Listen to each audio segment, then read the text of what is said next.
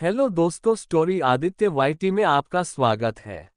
Falling in love with devil part 5 chapter 51। अच्छा तो मैं तुम्हें कहाँ पेन देता हूँ। कैट ऋषभ को देखते हुए, अब तू क्या करेगा। ऋषभ उठकर बाहर जाते हुए, तुम्हें जो करने को कहा वो करो।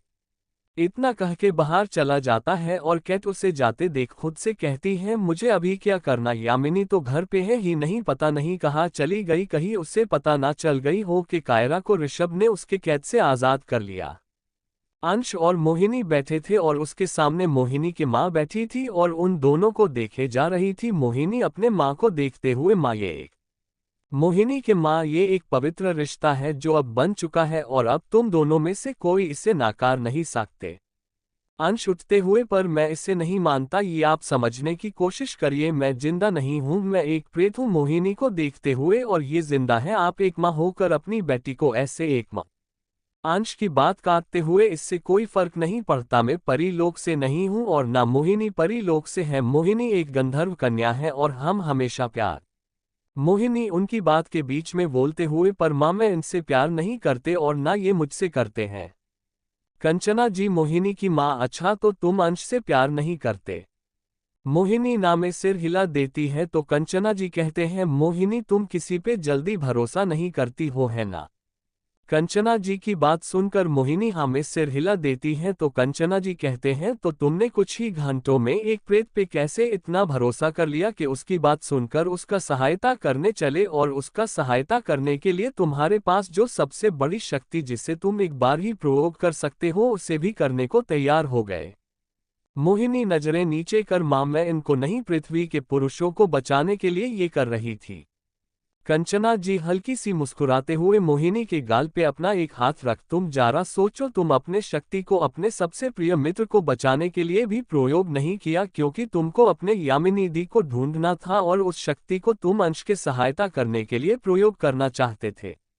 कंचना जी की बात सुनकर मोहिनी नजरें झुका लेता। कंचना जी अंश को देखते हैं जो कब से एक टक मोहिनी को देखे जा रहा था। कंचन जी अंश के हाथ को पकड़, अंश मुझे पता है तुम मेरे बेटी से प्यार करते हो और प्यार करना क्या ही गुनाह नहीं है, और अब तुम ही उसे इस श्राप से मुक्त कर सकते हो, नहीं तो इस श्राप का अंजाम मोहिनी को बहुत भारी पड़ सकती है। कंचना जी की बात सुनकर अंश और मोहिनी उनको सवालिया नजरों से देखने लगे तो पीछे से एक आदमी की आवाज आया, अगर इस श्राप से मोहिनी जल्दी मुक्त नहीं हुआ तो वो एक डायन बन जाएगी जो लड़कों के गुर्दा के साथ साथ दिल मांस सब कुछ खा। उस आदमी के और कुछ कहने से पहले मोहिनी अपने कानों को हाथों से ढाक कर, नहीं नहीं, मैं ऐसा कभी नहीं करूंगी, मैं कभी किसी की जान नहीं ले सकती। वो आदमी सबके सामने आकर तुम कर नहीं सकती, पर तुम्हारे अंदर जो डायन रहेगी वो कर सकती है, और तुम्हारे पास सिर्फ आने वाले पूर्णिमा तक ही वक्त है, उसके बाद तुम कभी इस श्राप से मुक्त नहीं हो सकती। उस आदमी की बात सुनकर मोहिनी उनको अपनी आंसू भरी आंखों से देखते हुए कहती है, आपने ऐसा क्यों किया, क्या आप सच में मुझसे प्यारा नहीं करते पिताश्री। कंचना जी, मोहिनी हम दोनों तुमसे और याकशिका से बहुत प्यार करते हैं और हम जो कर रहे हैं तुम दोनों की भलाई के लिए ही कर रहे हैं। और अंश कंचना जी को रोकते हुए, एक मिनट, आप ये क्यों कह रहे हैं कि आप दोनों मोहिनी और याकशिका की भलाई के लिए सब कर रहे हैं। यामिनी की बात क्यों नहीं कही, और एक बात, आपने याकशिका के प्रोटेक्शन के लिए परीलोक से निशा को भेजा पर यामिनी के प्रोटेक्शन के लिए क्यों किसी को नहीं भेजा। अंश की बात सुनकर जहां कंचना जी की आंखें नम हो जाती हैं, वहीं उस आदमी की आंखें गुस्से से लाल हो जाता है, पर वो खुद को शांत कर अंश को देखते हुए कहता है, हम तुम्हें अपने बेटी को सौंप के जा रहे हैं, तुम मोहिनी को देख, और बस 10 दिन है पूर्णिमा की। इतना कह के वो वहां से जाने लगता है और उनके साथ साथ कंचना जी भी चले जाते हैं। उनके जाने के बाद अंश मोहिनी के हाथ को पकड़ लेता है। अंश के हाथ पकड़ते ही मोहिनी अपने हाथ को छुड़ाकर गुस्से में उसे देखते हुए कहती है, छूना भी मत मुझे, तुम मुझसे प्यार करते हो इसका मतलब सब तुम्हारा बना बनाया प्लान था, है ना। उंगली दिखाते हुए, पर एक बात याद रखना, चाहे जो भी हो जाए मैं कभी तुम्हें अपनी पति नहीं मानूंगी और 10 दिन के अंदर मैं अपने बहनों को ढूंढ निकालूंगी। और मोहिनी की बात खत्म होने से पहले अंश उसे कमर से पकड़ अपने पास खींच लेता है और ऊपर हवा में उड़ जाता है और मोहिनी के आंखों में देखते हुए कहता है, तुम जो सोच रहे हो मैं तुम्हें ऐसा कुछ नहीं करने दूंगा, तुम अपने श्राप से मुक्त होगे, और वैसे भी हमें उस लड़की को भी तो पकड़ना है जो लड़कों को मार रहा है। मोहिनी खुद को छुड़ाने की कोशिश करते हुए, छोड़ो मुझे, नीचे उतारो, मुझे नहीं होना श्राप से मुक्त। अंश उड़ते हुए घर से बाहर जाने लगता है और कहता है, मुझे भी कोई शौक नहीं है तुम्हें श्राप से मुक्त करने की, पर मुझे उस लड़की को पकड़ना होगा इसलिए कर रहा हूं। मोहिनी अंश के कंधे पे मारते हुए कहा, ले जा रहे हो, मुझे छोड़ो, मुझे कहीं नहीं जानी तुम्हारे साथ। अंश मोहिनी के कमर को और कसके पकड़, हम हॉन्टेड हाउस जो तुम्हारी ससुराल है वहां जा रहे हैं और वही हमारी सुहागरात होगा। अंश की बात सुन मोहिनी उसे और जोर जोर से मारते हुए कहती है, कोई सुहागरात नहीं होगी, प्रेत कही के, मुझे छोड़ो, गंदे प्रेत, छोड़ो मुझे। मोहिनी के मारने से अंश को कोई फर्क नहीं पड़ रहा था और ना उसके बातों का असर हो रहा था। वही एक सुनसान इलाका जहां आसपास कोई घर नहीं थी और ना ही दूर दूर तक कुछ थी, वही एक ब्लैक थीम में बने घर जो बाहर से बहुत डरावना लग रही थी। उस घर के अंदर एक रूम के बेड पे एक बहुत ही खूबसूरत लड़की सोई हुई थी। वह लड़की कोई और नहीं, कायरा थी। कायरा सो रही थी कि तभी उस रूम में एक लड़का आता है और काया के पास आकर उसके सिर पर हाथ फिराने लगता है। मुझे मैसेज करके कायरा अपनी आंखें खोल देती है और उस लड़के को देखते हुए मुस्कुराकर कहती है, ऋषु, तुम मेरी ऋषु हो ना।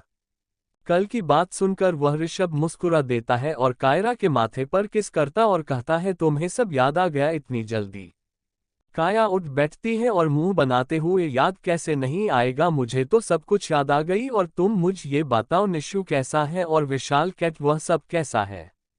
ऋषभ आंखें छोटी करके, विशाल को तो तुम देवर कहते हो ना, तो तुम विशाल क्यों कह रहे हो। कायरा, हाँ, पर उसको मैं देवर तो इसलिए कहती थी क्योंकि तब मुझे तुमसे शादी करनी थी। ऋषभ, तो अब क्या नहीं करनी शादी। कायरा मुंह बनाते हुए, मैं तुमसे शादी वादी नहीं कर रही, तुम बहुत पेन देते हो। ऋषभ कायरा के चेहरे के बिल्कुल पास अपने चेहरे को ले जाते हुए, अच्छा तो मैं तुम्हें कहाँ पेन देता हूँ। ऋषभ की बात सुन कायरा अपने चेहरे को दूसरी साइड कर जल्दी से बेड से उतर जाती है और कहती है, मुझे किसी डेविल से शादी नहीं करनी, इंसान से करनी है। वैसे भी इंसान खत्म हो रहे हैं, हर जगह डेविल परी और मेरे जैसे अप्सरा ही है तो मैं। कायरा की बात सुनकर ऋषभ, जिसका चेहरा अब तक गुस्से से लाल हो गया था, उसकी आंखें लाल होकर चमक रहा था, वो हवा की स्पीड में कायरा के पास आ जाता है और उसे एक झटके में अपने पास खींच दीवार में पूछकर कायरा को दीवार से लगा देता है और उसके गर्दन को पीछे से पकड़ अपने करीब लाते हुए कहता है, तुमने अभी क्या कहा, तुम मुझसे शादी नहीं करोगे। इतना कह के वो कायरा को अपने लाल चमकते आंखों से घूरने लगा तो कायरा ऋषभ को देखते हुए अपने मन में कहने लगी है, हाय मेरी ऋषु कितना क्यूट लग रहा है, फिर अपने मन में स्माइल करते हुए, माय क्यूट डेबल, अभी तो मैं तुम्हें और सताऊंगी। चैप्टर 52 अंश, तुमने कपड़े क्यों नहीं पहने। कायरा ऋषभ को खुद से दूर धाकेल दौड़ते हुए दरवाजे के पास चली जाती है और कहती है, मैं नहीं डरती, तुम्हारी ये लाल लाल आंखें देख, और मैं एक डेविल से शादी नहीं करूंगी, मैं तो एक इंसान से ही शादी करूंगी, जो करना है कर लो। इतना कह के कायरा दौड़ते हुए बाहर चली जाती है। ऋषभ भी उसके पीछे दौड़ते हुए कहता है, अभी तुम्हें बताती हूँ तुम किससे शादी करोगे, रुको। कायरा दौड़ते हुए छत पे जाते हुए, अच्छा कैसे बताओगे, मुझे भी जानना है, पर उससे पहले मुझे पकड़ो। इतना कह के कायरा छत पर चली जाती है और कोने में खड़े हो जाती है और पीछे मुड़ ऋषभ को देखते हुए कहती है, तुम्हें पता है ना मैं कौन हूँ। कायरा को छत के कोने पे देख ऋषभ रुक जाता है और कहता है, और पीछे मत जाना याक्षु, तुम गिर जाओगी, पीछे गहरा खाए हैं, यहाँ आओ मेरे पास, मैं कुछ नहीं करूंगी, इधर आओ। इतना कह के ऋषभ धीरे धीरे कायरा के और अपना कदम बढ़ाने लगता है और अब उसका गुस्सा जो कुछ पर पहले सातवें आसमान पर था उसकी जगह डरने ले ली थी। उसकी आंखों में साफ साफ डर दिख रहा था, कायरा को खोने का डर। वही ऋषभ की बात सुनकर कायरा मुस्कुरा रही थी और मुस्कुराते हुए वो कहती है, ऋषु तुम कब से इतना डरपोक हो गए, तुम तो मेरे डेविल किंग हो जो किसी से नहीं डरता, तो अब क्यों डर रहे हो पीछे जाते हुए। अगर तुम्हारी डर की वजह मैं हूं तो मैं नहीं रहना चाहती, मैं तुम्हारी ताकत बनना चाहती हूं, कमजोरी नहीं। इतना कह के कायरा पीछे छत से कूद जाती है, जिसे देख ऋषभ कायरा का नाम चिल्लाते हुए स्पीड में खुद भी छत से कूद जाता है। कायरा। गंधर्व लोक। कंचन जी और गौरव जी मोहिनी की पिता आमने सामने बैठे थे। कंचन जी की आंखों में आंसू थे और गौरव जी के आंखों में गुस्सा। गौरव जी कंचन जी को देखता है जो रो रहे थे, ये देख गौरव जी कहते हैं, ऐसे रोइए मत, जो होना है वो होकर रहेगा। गौरव जी की बात सुनकर कंचन जी उन्हें देखते हैं और कहते हैं, मैं कैसे, जो होना है वो होने दूं। मैं एक माँ हूं और जो होना है वो अगर हुआ तो मेरे दोनों बेटियों में से किसी एक की जान जाएगी, और मैं एक माँ हो के कैसे सब कुछ होने दूं, बैठी रहूं, कब मेरी बेटियों की जान जाएगी उस समय का आने का इंतजार करूं। कैसे कह सकते हैं आप, 21 साल पहले मैंने अपनी युवराज को खोया और अब मैं अपनी बेटी को नहीं खो सकती, ऐसे 18 साल से मैं उनसे दूर हूं। गौरव जी कंचन जी को देखते हुए, आप शायद भूल रहे हैं कि युवराज जी को आपने आपके और युवराज जी के ही बेटी यामिनी के लिए खोया था, और क्या आप ये चाहते हैं कि आप यामिनी के लिए अपने दोनों बेटी को खो दे, क्योंकि अगर वह रहा तो ना वो मोहिनी रहने देगी और ना याकशिका को, वह खुद राज करना चाहती है गंधर्व लोग और परिलोक में, वो किसी को जिंदा नहीं रहने देगी। कंचन जी, पर हम ये सब रोक तो सकते हैं ना, यामिनी को समझा तो सकते हैं ना। गौरव जी, किसे समझाएंगे, क्या समझाएंगे, यामिनी नहीं सुधर सकती क्योंकि वो खुद नहीं सुधरना चाहती, और जो खुद सुधरना ना चाहे उसे महादेव भी सुधार नहीं सकता, और जिसने अपने 1 साल की उम्र में अपने बहन से खुद को बड़ा साबित करने के लिए अपने पिता को मार दे, वो कभी अच्छी नहीं हो सकती और ना कभी अच्छी थी। इस बार गौरव जी की बात सुनकर कंचन जी रोते हुए उनको गले गला लेते हैं और कहते हैं, ऐसा क्यों हुआ, सब ठीक थी पर अचानक सब कुछ बिखर गई। गौरव जी भी कंचन जी को गले लगाते हुए कहते हैं, मत रोए कंचन, ऐसे क्यों रो रहे हो, ये सब होना था इसलिए हुआ, और यामिनी ने खुद इस रास्ते को चुना अपने लिए। फिर कंचन जी को खुद से अलग कर बिस्तर पर बैठा देते हैं और खुद भी उनके पास बैठ जाते हैं और उनके हाथ पे अपना हाथ रख कहते हैं, देखिए हमारे हाथों की सारी उंगलियां कभी एक नहीं होती, और ये तो होना ही था, युवराज परिलोक की प्रिंस है ना, और उनके संतान अगर एक हुए तो शुभ, और अगर 2 हुए तो व्हाइट परी और ब्लैक परी एक साथ होगा, और यामिनी वो ब्लैक परी है। कंचन जी अपने हाथ छुड़ाकर, पर इसमें उसकी क्या गलती कि वो ब्लैक परी है। गौरव जी, हाँ, ब्लैक परी होने में उसकी कोई गलती नहीं है, पर उसके पास मौका थी अपने कर्म को चुनने की, सही या गलत दोनों में से एक को चुनने की, और उसके गलत को चुनी, ये है उसकी गलती। उसने हमेशा याकशिका के लिए खतरा बनी, हमेशा उसे नुकसान पहुंचाने की कोशिश की। गौरव जी की बात सुनकर कंचन जी शांत हो जाते हैं और उनके गले लग जाते हैं। गौरव जी भी उनको अपने बाहों में भर लेते हैं और बिस्तर पे लेट जाते हैं। फिर कुछ देर बाद दोनों सो जाते हैं। Haunted house. मोहिनी एक रूम के कोने में डरी सहमी अपने घुटनों में सिर छुपाकर बैठी थी। उसे बहुत डर लग रही थी क्योंकि यहाँ हर तरफ तरह तरह की प्रेत था, जिसे देख मोहिनी की हालत खराब हो रही थी और यहाँ उसकी शक्ति भी काम नहीं कर रही थी। कुछ देर बाद रूम का डोर खुलती है और एक शख्स अंदर आता है। उस शख्स का पूरा शरीर काला था और वो पूरा नेकेड था। उसकी आंखों का रंग सफेद था, उसके बड़े बड़े नुकीले नाखून थे, वो देखने बहुत भयानक था। उसका पैर जमीन पर नहीं पड़ रहे थे, वो जमीन से 2 फीट ऊपर था। वो शख्स हवा में तैरते हुए मोहिनी के पास आता है और उसके सामने खड़ा हो जाता है। मोहिनी को जब ये फील होती है कि उसके पास कोई है तो वो डरते हुए सिर ऊपर करती है, तो अपने सामने उस भयानक शख्स को देख डर के मारे चिल्ला देती है और आंखें बंद करके चिल्लाते हुए, अंश अंश कहाँ हो, बचाओ आ। मोहिनी चिल्ला ही रही थी कि तभी वो शख्स के पैर जमीन पे आ जाता है और धीरे धीरे उसके आंखें और शरीर नॉर्मल हो जाता है और वह एक हैंडसम लड़के में बदल जाता है। वो कोई और नहीं, अंश था। अंश मोहिनी के चेहरे से हाथ हटाकर उससे कहता है, डरो मत, वो मेरा असलियत था जो मैंने तुम्हें दिखाया है, क्योंकि अब हम एक नए रिश्ते में बनने जा रहे हैं तो तुम्हें पूरा हक है मेरी असली चेहरा देखने का, मुझे अच्छे से जानने का, इसलिए मैंने दिखाया तुम्हें मेरा असली चेहरा। मोहिनी अंश के चेहरे को देख उससे थोड़ा दूर होकर, कौन सी नया रिश्ता, कोई रिश्ता नहीं है तुम्हारी और मेरी, मुझे यहाँ से जाना है। अंश मोहिनी के करीब आते हुए, रिश्ता तो बन चुका है और आज अभी मैं उससे। अंश के कुछ कहने से पहले ही मोहिनी की नज़र अंश की शरह पर जाता है। अंश ने इस वक्त एक भी कपड़ा नहीं पहना था, वो पूरा नेकेड था। मोहिनी अपने आंखों में हाथ रख कहती है, अंश तुमने कपड़े क्यों नहीं पहने, कपड़े पहनो। मोहिनी की बात सुनकर अंश को कोई फर्क नहीं पड़ता और वो मोहिनी की हाथ को उसके आंखों से हटाकर उसे अपने पास खींच लेता है और खुद से चिपका लेता है, जिससे अंश का प्राइवेट पार्ट मोहिनी को टच हो रहा था, जो मोहिनी को महसूस भी हो रही थी और उसे महसूस करके मोहिनी के पूरे शरीर में कर्क दौड़ रही थी। मोहिनी अंश से छूटने की कोशिश नहीं करती बल्कि उसे देखते हुए कहती है, अंश हम मेरे श्राप से मुक्त होने की दूसरी रास्ता ढूंढ लेंगे। तुम तो एक प्रेत हो और एक प्रेत कैसे किसी जीवित के साथ ये सब कर सकता है, और तुम्हारे अंदर तो कुछ भी नहीं है, वासना भी। मोहिनी की बात काटते हुए अंश उसके पीछे से ब्लाउज की डोरी खोल मोहिनी के कान में धीमे से सेडेक्टिव वॉइस में, आज मैं तुम्हें करके दिखाऊंगा कि मेरे अंदर क्या क्या है और कितना ज्यादा वासना है। इतना कहते वो मोहिनी के कान को साफ कर लेता है, पर वो कुछ और करता उससे पहले मोहिनी उसे धक्का देकर डोर की ओर दौड़ती है। चैप्टर 53 अंश और मोहिनी की रोमांस। मोहिनी डोर के पास जाते ही डोर अपने आप बंद हो जाती है और मोहिनी डोर से टकरा के नीचे गिर जाती है और अपने सिर पकड़ कहती है, ये क्या किया तुमने, डोर क्यों बंद की। अंश मोहिनी के पास आते हुए, तो क्या करूं, अपने वाइफ को ऐसे अपने सुहागरात के दिन जाने दूं, भागने दूं। मोहिनी अपने सिर पकड़ उठ खड़ी होती है और उसको देखते हुए, कौन सी सुहागरात, मैं तो कब से कह रही हूं कि।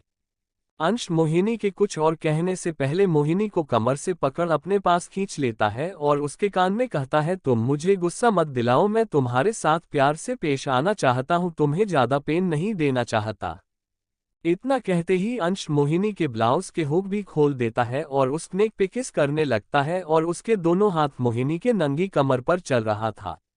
मोहिनी को अंश की बात सुनकर रोना आ रहा था और उसकी यह हरकत देख उसे शर्म भी आ रही थी। वह जल्दी से अपने एक हाथ पीछे लेकर अपने ब्लाउज को पकड़ लेती है और एक हाथ से अंश को दूर धकेलने लगती है, पर अंश दूर नहीं होता और वो लगातार मोहिनी के नेक कॉलर बोन को सक और लीक किए जा रहा था, जिससे मोहिनी सिहर रही थी। उसके शरीर में अजीब सा एहसास उमड़ रही थी जो उसे खुद भी समझ नहीं आ रही थी कि ये कैसी एहसास है। कुछ देर ऐसे ही अंश मोहिनी के नेक और कॉलर बोन को सक और लीक करता है। कुछ देर बाद अंश उससे अलग होता है और मोहिनी को देखने लगता है। अंश के अलग होते ही मोहिनी जो बहक रही थी वह होश में आ जाती है और अंश थोड़ा दूर खड़ी हो जाती है।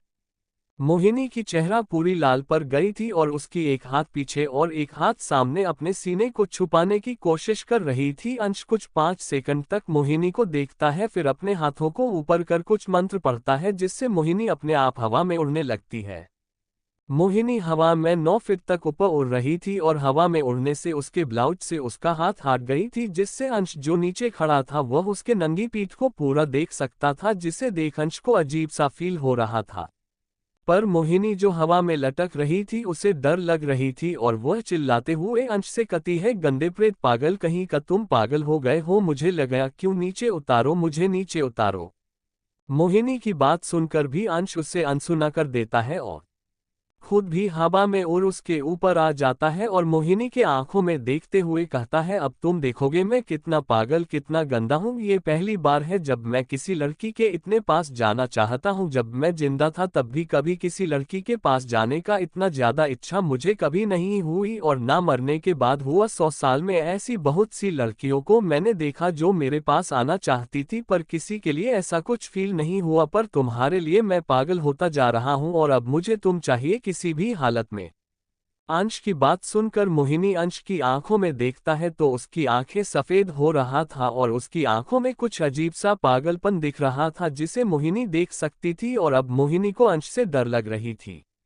मोहिनी डरते हुए अंश को कहती है, अंश देखो, हमारे पास अभी 10 दिन है, तो 10 दिनों में हम कुछ तो कर लेंगे ना, ये तो जरूरी नहीं है ना, कोई और रास्ता जरूर होगी, और मुझे मेरी बहनों को भी तो ढूंढना है ना, और मैं एक देवकन्या हूँ और तुम एक प्रेत, हम कैसे। अंश मोहिनी के कुछ और कहने से पहले उससे चिपक जाता है और उसके बाल पीछे से पकड़ उसके होठों पर अपना होंठ रख देता है और उसके होठों को सक करने लगता है। मोहिनी और उससे अपने बालों को छुड़ाने की कोशिश कर रही थी, कर नहीं पा रही। मोहिनी को किस करते करते अंश अपने दूसरे हाथ से मोहिनी के ब्लाउज को भी उतार देता है और जमीन पर फेंक देता है और मोहिनी के राइट बेस्ट को सहलाने लगता है और मोहिनी के मुंह के अंदर अपने जीभ डालने की कोशिश करता है, पर मोहिनी मुंह नहीं खोलती, जिससे अंश उसके जिस ब्रेस्ट को सहला रहा था उसे प्रेस कर देता है, जिससे मोहिनी की मुंह से आहें निकल जाती है और उसकी मुंह खुल जाती है, जिसका फायदा उठाकर अंश अपने जीभ को उसके मुंह के अंदर डाल देता है और मोहिनी के जीभ के साथ खेलने लगता है। कुछ 5 मिनट बाद जब मोहिनी को सांस लेने में दिक्कत होती है तब अंश मोहिनी को छोड़ता है और मोहिनी के आंखों में देखते हुए कहता है, तुम्हें बहुत घमंड है ना कि तुम एक देवकन्या हो और मैं एक प्रेत हूँ, तो आज मैं तुम्हारी यह घमंड तोड़ दूंगा, क्योंकि आज तुम एक प्रेत की हर तरह से बीवी बनने वाले हो। अंश की बात सुनकर मोहिनी को समझ आ जाता है कि अंश को उसकी यह बार बार खुद को देवकन्या कहना पसंद नहीं आ रहा, पर मोहिनी कुछ और कहती उससे पहले अंश मोहिनी के लेफ्ट ब्रेस्ट को अपने मुंह में ले लेता है और उस पर अपना दांत धंसा देता है, जिससे मोहिनी की चीख निकल जाती है और उसके ब्रेस्ट से खून निकलने लगती है। मोहिनी के चीख सुनकर अंश अपने दांत को उसके ब्रेस्ट से निकालता है और उसके ब्रेस्ट को सक करने लगता है और मोहिनी के ब्रेस्ट के सारा खून को पी लेता है और दूसरे हाथ से उसके लाइट सेट के प्रेस को जोर जोर से प्रेस करने लगता है। मोहिनी को बहुत दर्द हो रहा, वो अपने हाथों से अंश को खुद से दूर करने की कोशिश कर रही थी, परंतु अंश दूर नहीं हो रहा था। अंश अपने एक हाथ जो अब तक मोहिनी के बालों पर था उसे उसके बालों से हटाकर उसके कमर पर ले आता है और कमर पर चलाने लगता है और धीरे धीरे अपने हाथ को नीचे ले जाने लगता है और मोहिनी के लहंगे की डोरी खोल देता है, जिससे मोहिनी का लहंगा सड़क के नीचे गिर जाती है और अब मोहिनी पूरी तरह से नेकेड थी और अंश मोहिनी दोनों के शरीर आपस में रब हो रही थी, जिससे मोहिनी का शरीर गर्म हो रही थी और अंश का शरीर बिल्कुल ठंडा था, बर्फ की तरह। अपने जादू से अंश मोहिनी के दोनों हाथ बांध देता है और उसके सिर के ऊपर कर देता है और घूम घूम के मोहिनी के पीठ, कमर, ब्रेस्ट, कॉलर बोन हर जगह वाइट और लीक करने लगता है, जिससे मोहिनी की सिसकियां उस पूरे कमरे में गूंज रही थी, जिसे सुन अंश और एक्साइटेड हो रहा था। कुछ देर बाद अंश मोहिनी के हाथों को खोल देता है और उसके किटी में आ जाता है और उसकी किटी को अपने होठों से छू लेता है और अंश के ऐसा करते ही मोहिनी की जैसे सांसें अटक जाती है और वह उसके बालों को कस के पकड़ लेता है और अंश उसके किटी को सक और लीक करने लगता है और कभी कभी बाइट भी कर रहा था, जिससे मोहिनी की चीख निकल रही थी। कुछ 30 मिनट तक मोहिनी के किटी को खाने के बाद अंश मोरनी के होठों पर आ जाता है और उसके होठों को किस करने लगता है और इस बार मोहिनी भी उसका साथ दे रही थी। फिर अंश अपने प्राइवेट पार्ट को मोहिन के किटी में रब करने लगता है और उसके ब्रेस्ट को अपने मुंह में लेकर सक करने लगता है और एक को धीरे धीरे प्रेस करता है, जिससे मोहिनी अंश को कसकर पकड़ लेता है और अपने नाखून अंश के पीठ में दस्ता देता है, पर उससे उसको अंश कोई फर्क नहीं पड़ रहा था। कुछ देर ऐसे ही अपने प्राइवेट पार्ट को मोहित के किटी में रब करने के बाद अंश एक झटके में उसके मोहिनी अंदर समा जाता है, जिससे मोहिनी की जोर की चीख निकल जाती है और उसके आंखों से आंसू गिरने लगती है। उसके नाखून अब पूरे अंश के पीठ पर धंस गए थे। अंश मोहिनी के अंदर इंटर करके कुछ देर शांत रहता है और मोहिनी को हक करके उससे चिपका रहता है। फिर कुछ देर बाद अपने प्राइवेट पार्ट को मोहिनी के अंदर से बाहर निकलता है और फिर से एक जोरदार धक्के से उसके अंदर समा जाता है, जिससे फिर से मोहिनी की चीख निकल जाती है। पर इस बार अंश रुकता नहीं और अपने कमर को जोर जोर से हिलाने लगता है और अंश के कमर हिलाने के साथ साथ मोहिनी की चीख भी सुनाई दे रही थी और कुछ 1 घंटे के बाद मोहिनी की चीखें उसकी सिसकियों में बदल गई थी और उस कमरे में मोहिनी की सिसकियां सुनाई दे रही थी। वह दोनों वैसे ही हवा में उड़ते हुए अपने रिश्ते को एक नया नाम दे चुके थे। वही जब ऋषभ कायरा को बचाने जाता है तो खाई में उसे कोई नहीं दिखता, इधर उधर कहीं भी कायरा नहीं थी। ऋषभ पागलों की तरह से ढूंढने लगता है और फिर अपनी पावर का इस्तेमाल भी करता है, पर उसका पावर इस्तेमाल करने के बाद भी उससे कायरा कहीं नहीं दिख रहा था। ऋषभ चिल्लाकर कहता है, कायरा तुम कहाँ हो, कायरा देखो मुझे, ऐसा मजाक बिल्कुल नहीं पसंद। कहा और कुछ कहता उससे पहले उससे अपने पीछे किसी की आहट महसूस होता है। अब ऋषभ पीछे पलटता है तो पीछे देख वह एक राहत की सांस लेता है और कहता है, ये कैसा मजाक है, तुम पागल हो क्या, ऐसा कोई करता है, तुम तो रुको मैं अभी तुम्हें बताता हूँ। ऋषभ की बात सुनकर पीछे खड़ी कायरा कहती है, क्या ऋषु तुम ऐसा क्यों कर रहे हो, मैंने तो सोचा तुम खुश होगे कि मैं ठीक हूँ और वैसे भी मैंने तुमसे पूछी थी ना कि तुम भूल गए मैं कौन हूँ, देखा तुम सच में भूल गए कि मैं एक परी हूँ, मैं उड़ सकती हूँ। हाँ मैं आधा गंधर्व हूँ और आधा परी, तो मेरे पास है उड़ने की शक्ति, मैं उड़ सकती हूँ। देख रहा था मैं वाइट परी हूँ ना, तुझे भूल ही गए। और मैंने कितना अच्छा स्पीच दिया वहाँ, बिल्कुल किसी हीरोइन की तरह जो अपने हीरो के लिए जान देने जा रही है, पर तुमने सारा माटी कर दिया। जाओ मैं तुमसे बात नहीं करती। इतना कह के कायरा अपनी आंखें बंद करती है और उसकी आंखें बंद करते ही उसके पीछे बड़े बड़े और बहुत ही खूबसूरत सफेद पंखा आ जाते हैं और पंख आते ही कायरा उड़ जाती है। कायरा के उड़ते हैं ऋषभ भी अपनी आंखें बंद करता है तो उसके भी बड़े बड़े ब्लैक पंख आ जाते हैं और वह भी कायरा के पीछे उसे पकड़ने के लिए उड़ जाता है।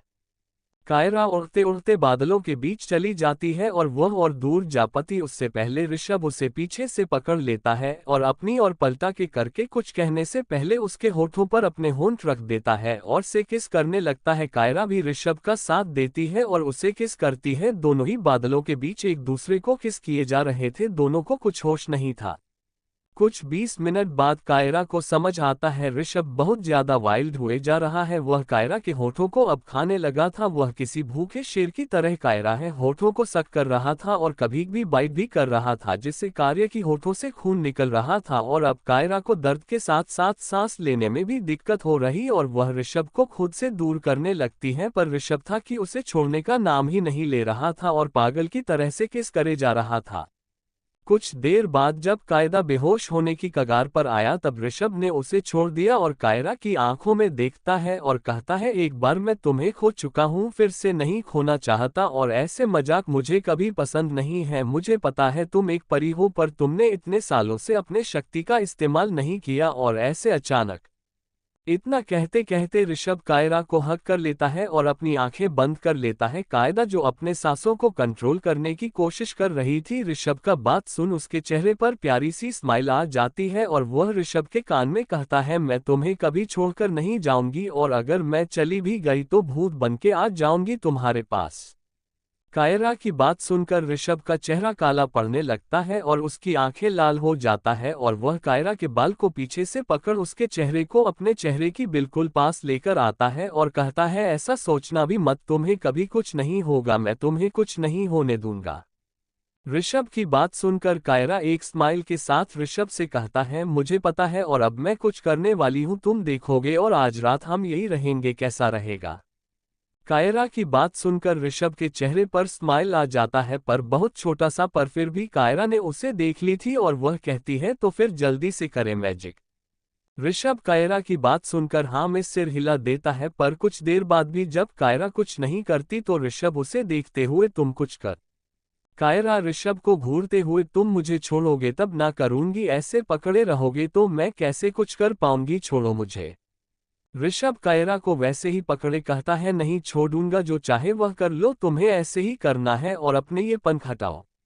ऋषभ की बात सुनकर कायरा एक गहरी सांस लेती है और अपनी आंखें बंद करती है तो वह नॉर्मल हो जाती है और उसके पंख भी गायब हो जाती है। फिर वो अपने हाथों को गोल गोल घुमाती है जिससे उसके हाथों में कुछ व्हाइट रोशनी जैसा चमकने लगता है और फिर वह रोशनी को बादलों में छोड़ देती है तो वहां एक बहुत ही खूबसूरत सी बेड आ जाती है जिसके चारों ओर बहुत ही खूबसूरत फूलों की पेड़ लगे हुए थे और वह बहुत सी तितलियां फूल रही थी जो रंग बिरंगे था। वह जगह बहुत खूबसूरत लग रही थी।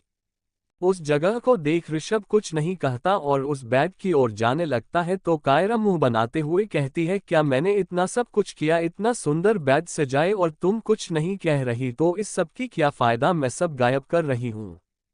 कायरा की बात सुनकर ऋषभ आंखें छोटी छोटी करके उसे घूरते हुए पूछता है, मैं क्या कहूँ। कायरा, अरे जैसे मैंने ये बेड को कितनी अच्छी से सजाई, तुम ये जगह कैसी लगी। फिर दूसरी ओर मुंह घुमा के, तुम कुछ नहीं समझते हो, जाओ, मुझे तुमसे कुछ बात नहीं करनी। इतना कहकर अचानक वो ऋषभ के हाथ को अपने कमर से हटा देता है जिससे कायरा नीचे गिरने लगती है, पर इस बार ऋषभ उसे नीचे गिरते देख भी कोई रिएक्ट नहीं करता, बस उसे देखता रहता है। चैप्टर 54 म्याऊं म्याऊं म्याऊं।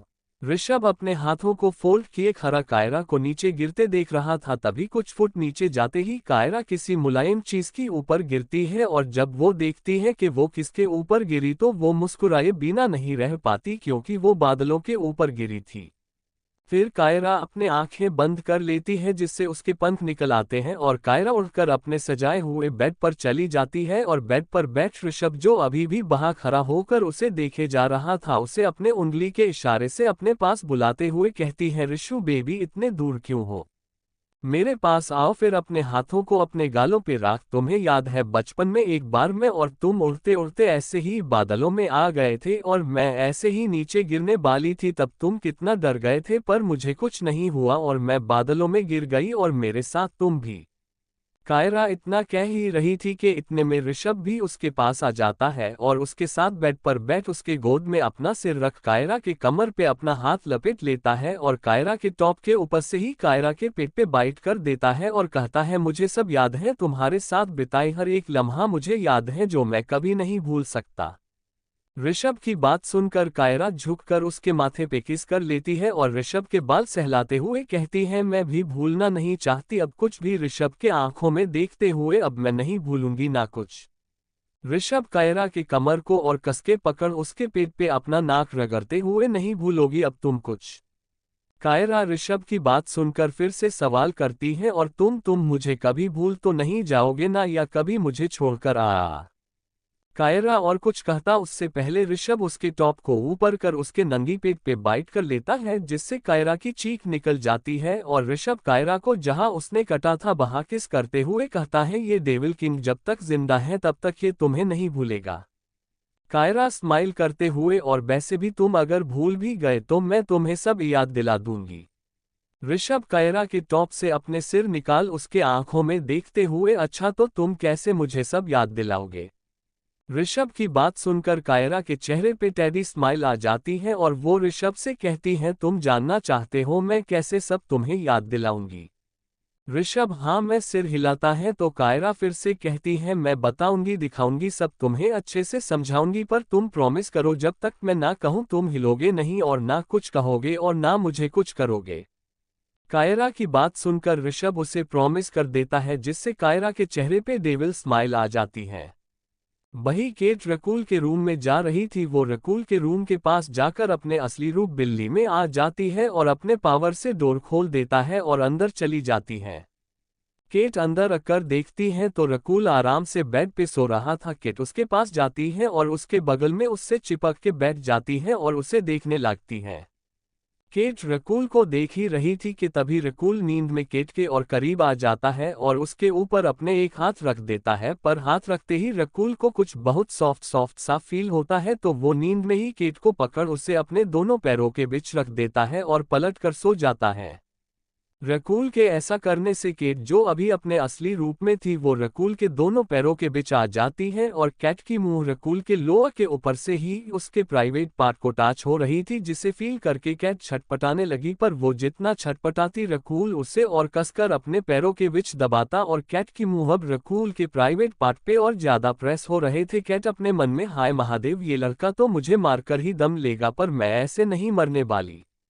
इतना सोच केट मुंह से आवाज निकालने लगती है ताकि रकूल की नींद खुल जाए और वो उसे छोड़ दे। म्याऊं म्याऊं म्याऊं म्याऊं म्याऊं म्याऊं म्याऊं म्याऊं म्याऊं म्याऊं।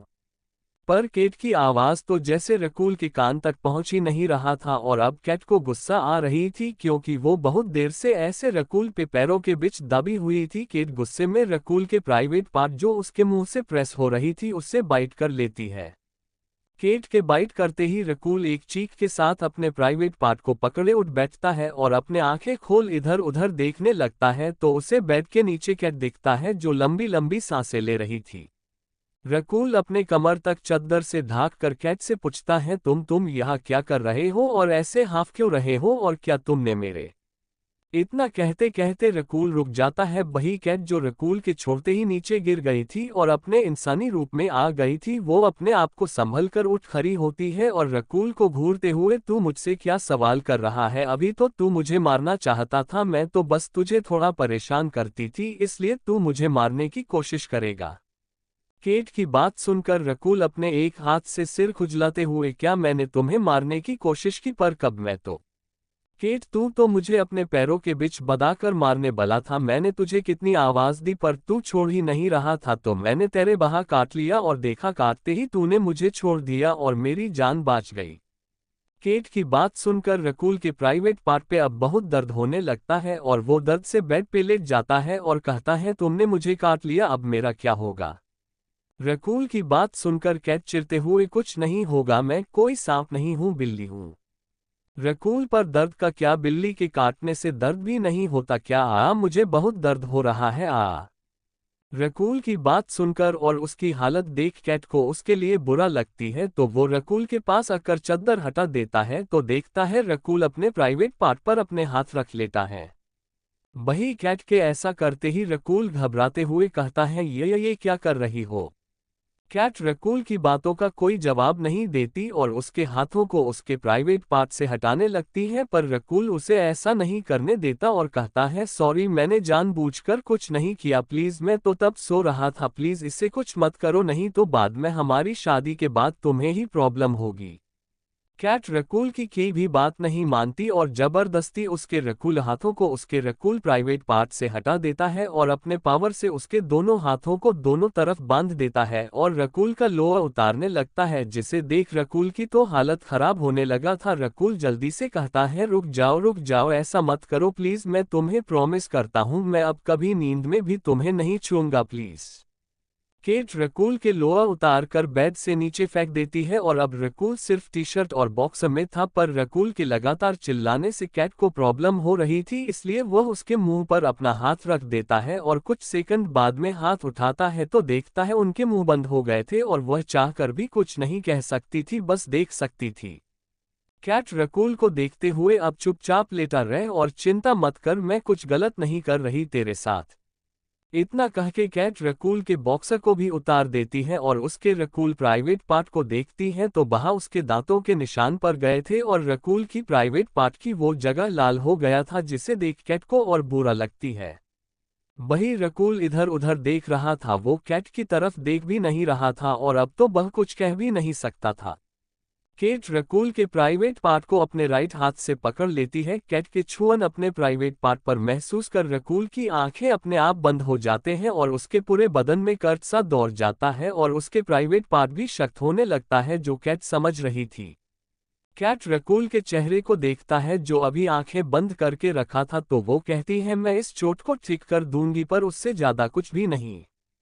कैट की बात सुनकर रकूल अपने आंखें खोलता है और कैट को देखने लगता है, तो कैट भी रकूल के आंखों में देखते हुए उसके प्राइवेट पार्ट जहां उसने बाइट की थी वहां लीक करने लगती है। कैट के ऐसा करते ही रकूल अपने आंखें बंद कर लेता है और इस एहसास को फील करने लगता है। कुछ एक घंटे तक कैट रकूल के प्राइवेट पार्ट को लीक करती रही, फिर जब वो रकूल के प्राइवेट पार्ट को देखती है तो वो अब ठीक हो गया था, उसमें कोई चोट नहीं था, पर उसका प्राइवेट पार्ट बहुत ज्यादा सख्त हो गया था। फिर कैट रकूल के चेहरे को देखती है तो उसका चेहरा पसीने से लथपथ था और उसका टी शर्ट भी पसीने से भीग गया था और उसके बॉडी से चिपक गया था, जिससे उसका सिक्स पैक एब्स वाला बॉडी बहुत अच्छा लग रहा था और वो इस वक्त बहुत सेक्सी लग रहा था। केट बेड से उतरती है और कहती है, अब सो जा, मैं भी सोने जा रही हूँ। इतना कह के वो अपने हाथ घुमाकर रकूल के हाथों को आजाद कर देता है और खुद रूम से बाहर चली जाती है। कैट के छेड़ते ही रकूल जल्दी से बेड से उतार वॉशरूम चला जाता है और डोर फटाक से बंद कर देता है। वही कैट भी अपने रूम में आकर वॉशरूम में चली जाती है और सवार के नीचे खड़ा हो जाती है और अपनी आंखें बंद करती हैं तो उसके सामने रकूल का पसीने से लथपथ चेहरा, उसका बॉडी और कुछ देर पहले उसने जो किया सारा नजरा चलने लगती है और कैट के चेहरे पे एक प्यारी सी स्माइल आ जाती है और वो लंबी लंबी सांसें लेने लगती है। काली नगरी। एक अंधेरे कमरे में दो लोग खड़े थे, उनमें से एक औरत कहते हैं, तुम ये बेवकूफ़ी कर भी कैसे सकते हो। कपाल हर्षवर्धन भाग कैसे गया। अब अगर वो ऋषभ के पास पहुंच गया तो और उसे विक्रांत को बचाने का उपाय बता दिया तो क्या होगा, विक्रांत ठीक हो जाएगा और मेरी सच्चाई सबके सामने आ जाएगा। कपाल सिर झुकाकर, मुझे क्षमा करे काल, पर मैं उसे जल्दी ढूंढ निकालूंगा। पता नहीं वो कैसे भागा। काल, वो भागा नहीं, उसे भगाया गया, वो खुद से आजाद नहीं हुआ, उसे आजाद किया गया। और तुझे पता है ये किसने किया। काल की बात सुनकर कपाल कहता है, किसने किया, किसके अंदर इतनी हिम्मत। काल, तेरे पत्नी ने, जिसके सामने तू इतने सालों से रंग रलिया मना रहा है, उसने। कपाल गुस्से, मैं उस गद्दार को तो देख लूंगा। काल, जो चाहे वो करना, पर उससे पहले उससे ये जान लेना हर्षवर्धन कहाँ है, उसे पता है।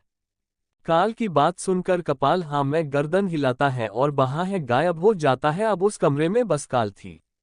कपाल के जाते ही काल हंसते हुए कहती है, बेवकूफ, तुझे लगता है कि मैं तुझे बनाऊंगा डेविल किंग। हाँ हाँ हाँ हाँ हाँ हाँ हाँ, अब कोई डेविल किंग नहीं होगा, अब होगी डेविल क्वीन और मैं बनूंगी डेविल क्वीन। हाँ हाँ हाँ हाँ हाँ हाँ हाँ हाँ हाँ हाँ। चैप्टर 55। तुम मुझ में हो, तुम मेरा आत्मा हो, मेरे हर सांस में तुम हो। कायरा ऋषभ के आंखों को बंद कर उसे बेड पे लेटा दिया था, अपने चेहरे पे इविल स्माइल लेकर उसे देखे जा रही थी। फिर धीरे धीरे वो ऋषभ से पास जाती है और ऋषभ के ऊपर आकर उसके चेहरे पे अपनी उंगली फिरते हुए कहती है, अगर तुम मुझे भूल गए तो मैं तुम्हें अपने पास कैद करके रखूंगी। और कायरा के इतना कहते ही ऋषभ उठने की कोशिश करता है तो कायरा उसके चेस्ट पे हाथ रख उसे फिर से लेटाते हुए कहती है, तुमने प्रॉमिस किया था जब तक मैं ना कहूंगी तुम यहाँ से हिलोगे नहीं। कायरा की बात सुनकर ऋषभ वैसे ही लेटा रहता है तो कायरा अपने हाथ को ऋषभ के चेस्ट से लेकर उसके शर्ट के बटन खोलने लगती है और उसके 8 पैक एब्स पे हाथ फेरने लगती है जिससे ऋषभ का शरीर गर्म हो रहा था। कायरा अपने हाथ को ऋषभ के पैंट के पास लाकर रुक जाती है और कहती है, फिर मैं वो सब करूंगी जो तुमने मेरे साथ की। ऋषभ वैसे लेटे आंखें बंद करके ही कायरा को पकड़ लेता है और अपने ऊपर खींच कहता है, अच्छा तो तुम मेरे साथ रोमांस करके मुझे सब याद दिलाओगी। कायरा ऋषभ से छुटने की कोशिश करते हुए, तुम चीटिंग कर रहे हो, तुम हिल नहीं सकते। ऋषभ कायरा की हाथ छोड़ उसके कमर पे अपने दोनों हाथों को लापेट, मैं चीटिंग नहीं कर रही, तुमने कहा था मैं नहीं हिल सकता और देख मैं अपनी जगह पे ही हूँ। ऋषभ की बात सुनकर कायरा मुंह बनाते हुए कहती है, पर तुमने मुझे सब कहने। कायरा की बात खत्म होने से पहले ऋषभ उसके होठों पे अपने उंगली रख देता है और कहता है, तुम गलत डायरेक्शन में जा रहे थे यक्षु।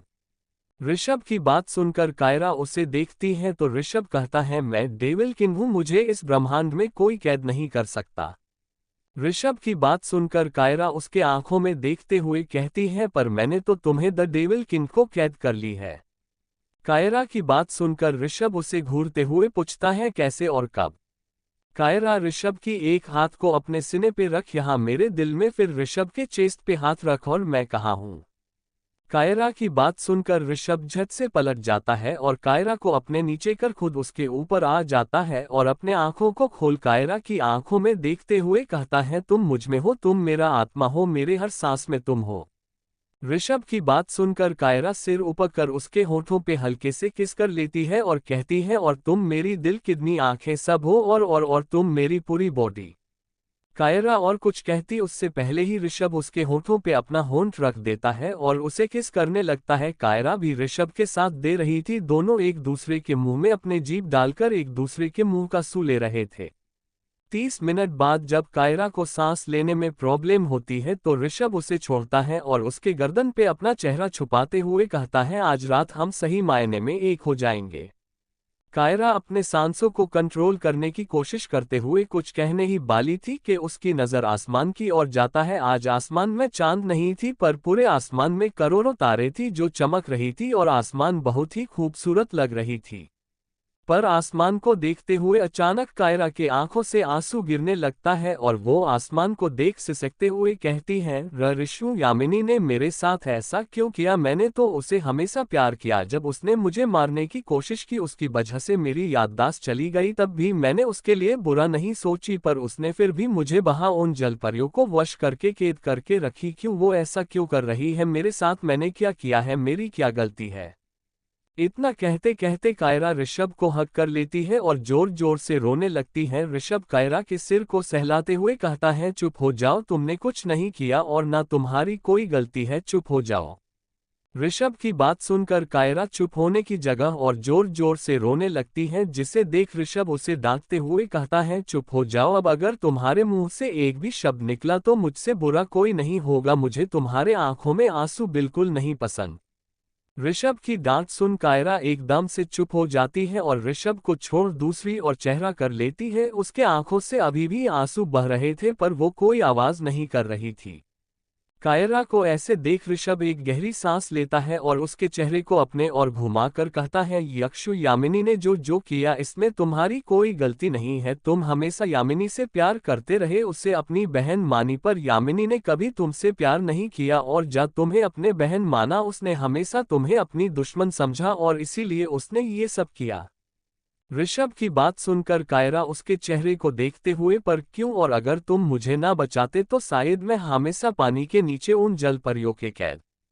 कायरा के और कुछ कहने से पहले ऋषभ उसके होठों पे उंगली रख देता है और अपने एक आईब्रो ऊपर कर उसे देखते हुए कहता है, मैंने नहीं, तुमने खुद अपने आप को आज़ाद किया है, मैंने तो बस तुम्हारी हेल्प की है और सब तो तुमने और अंश ने की किया है।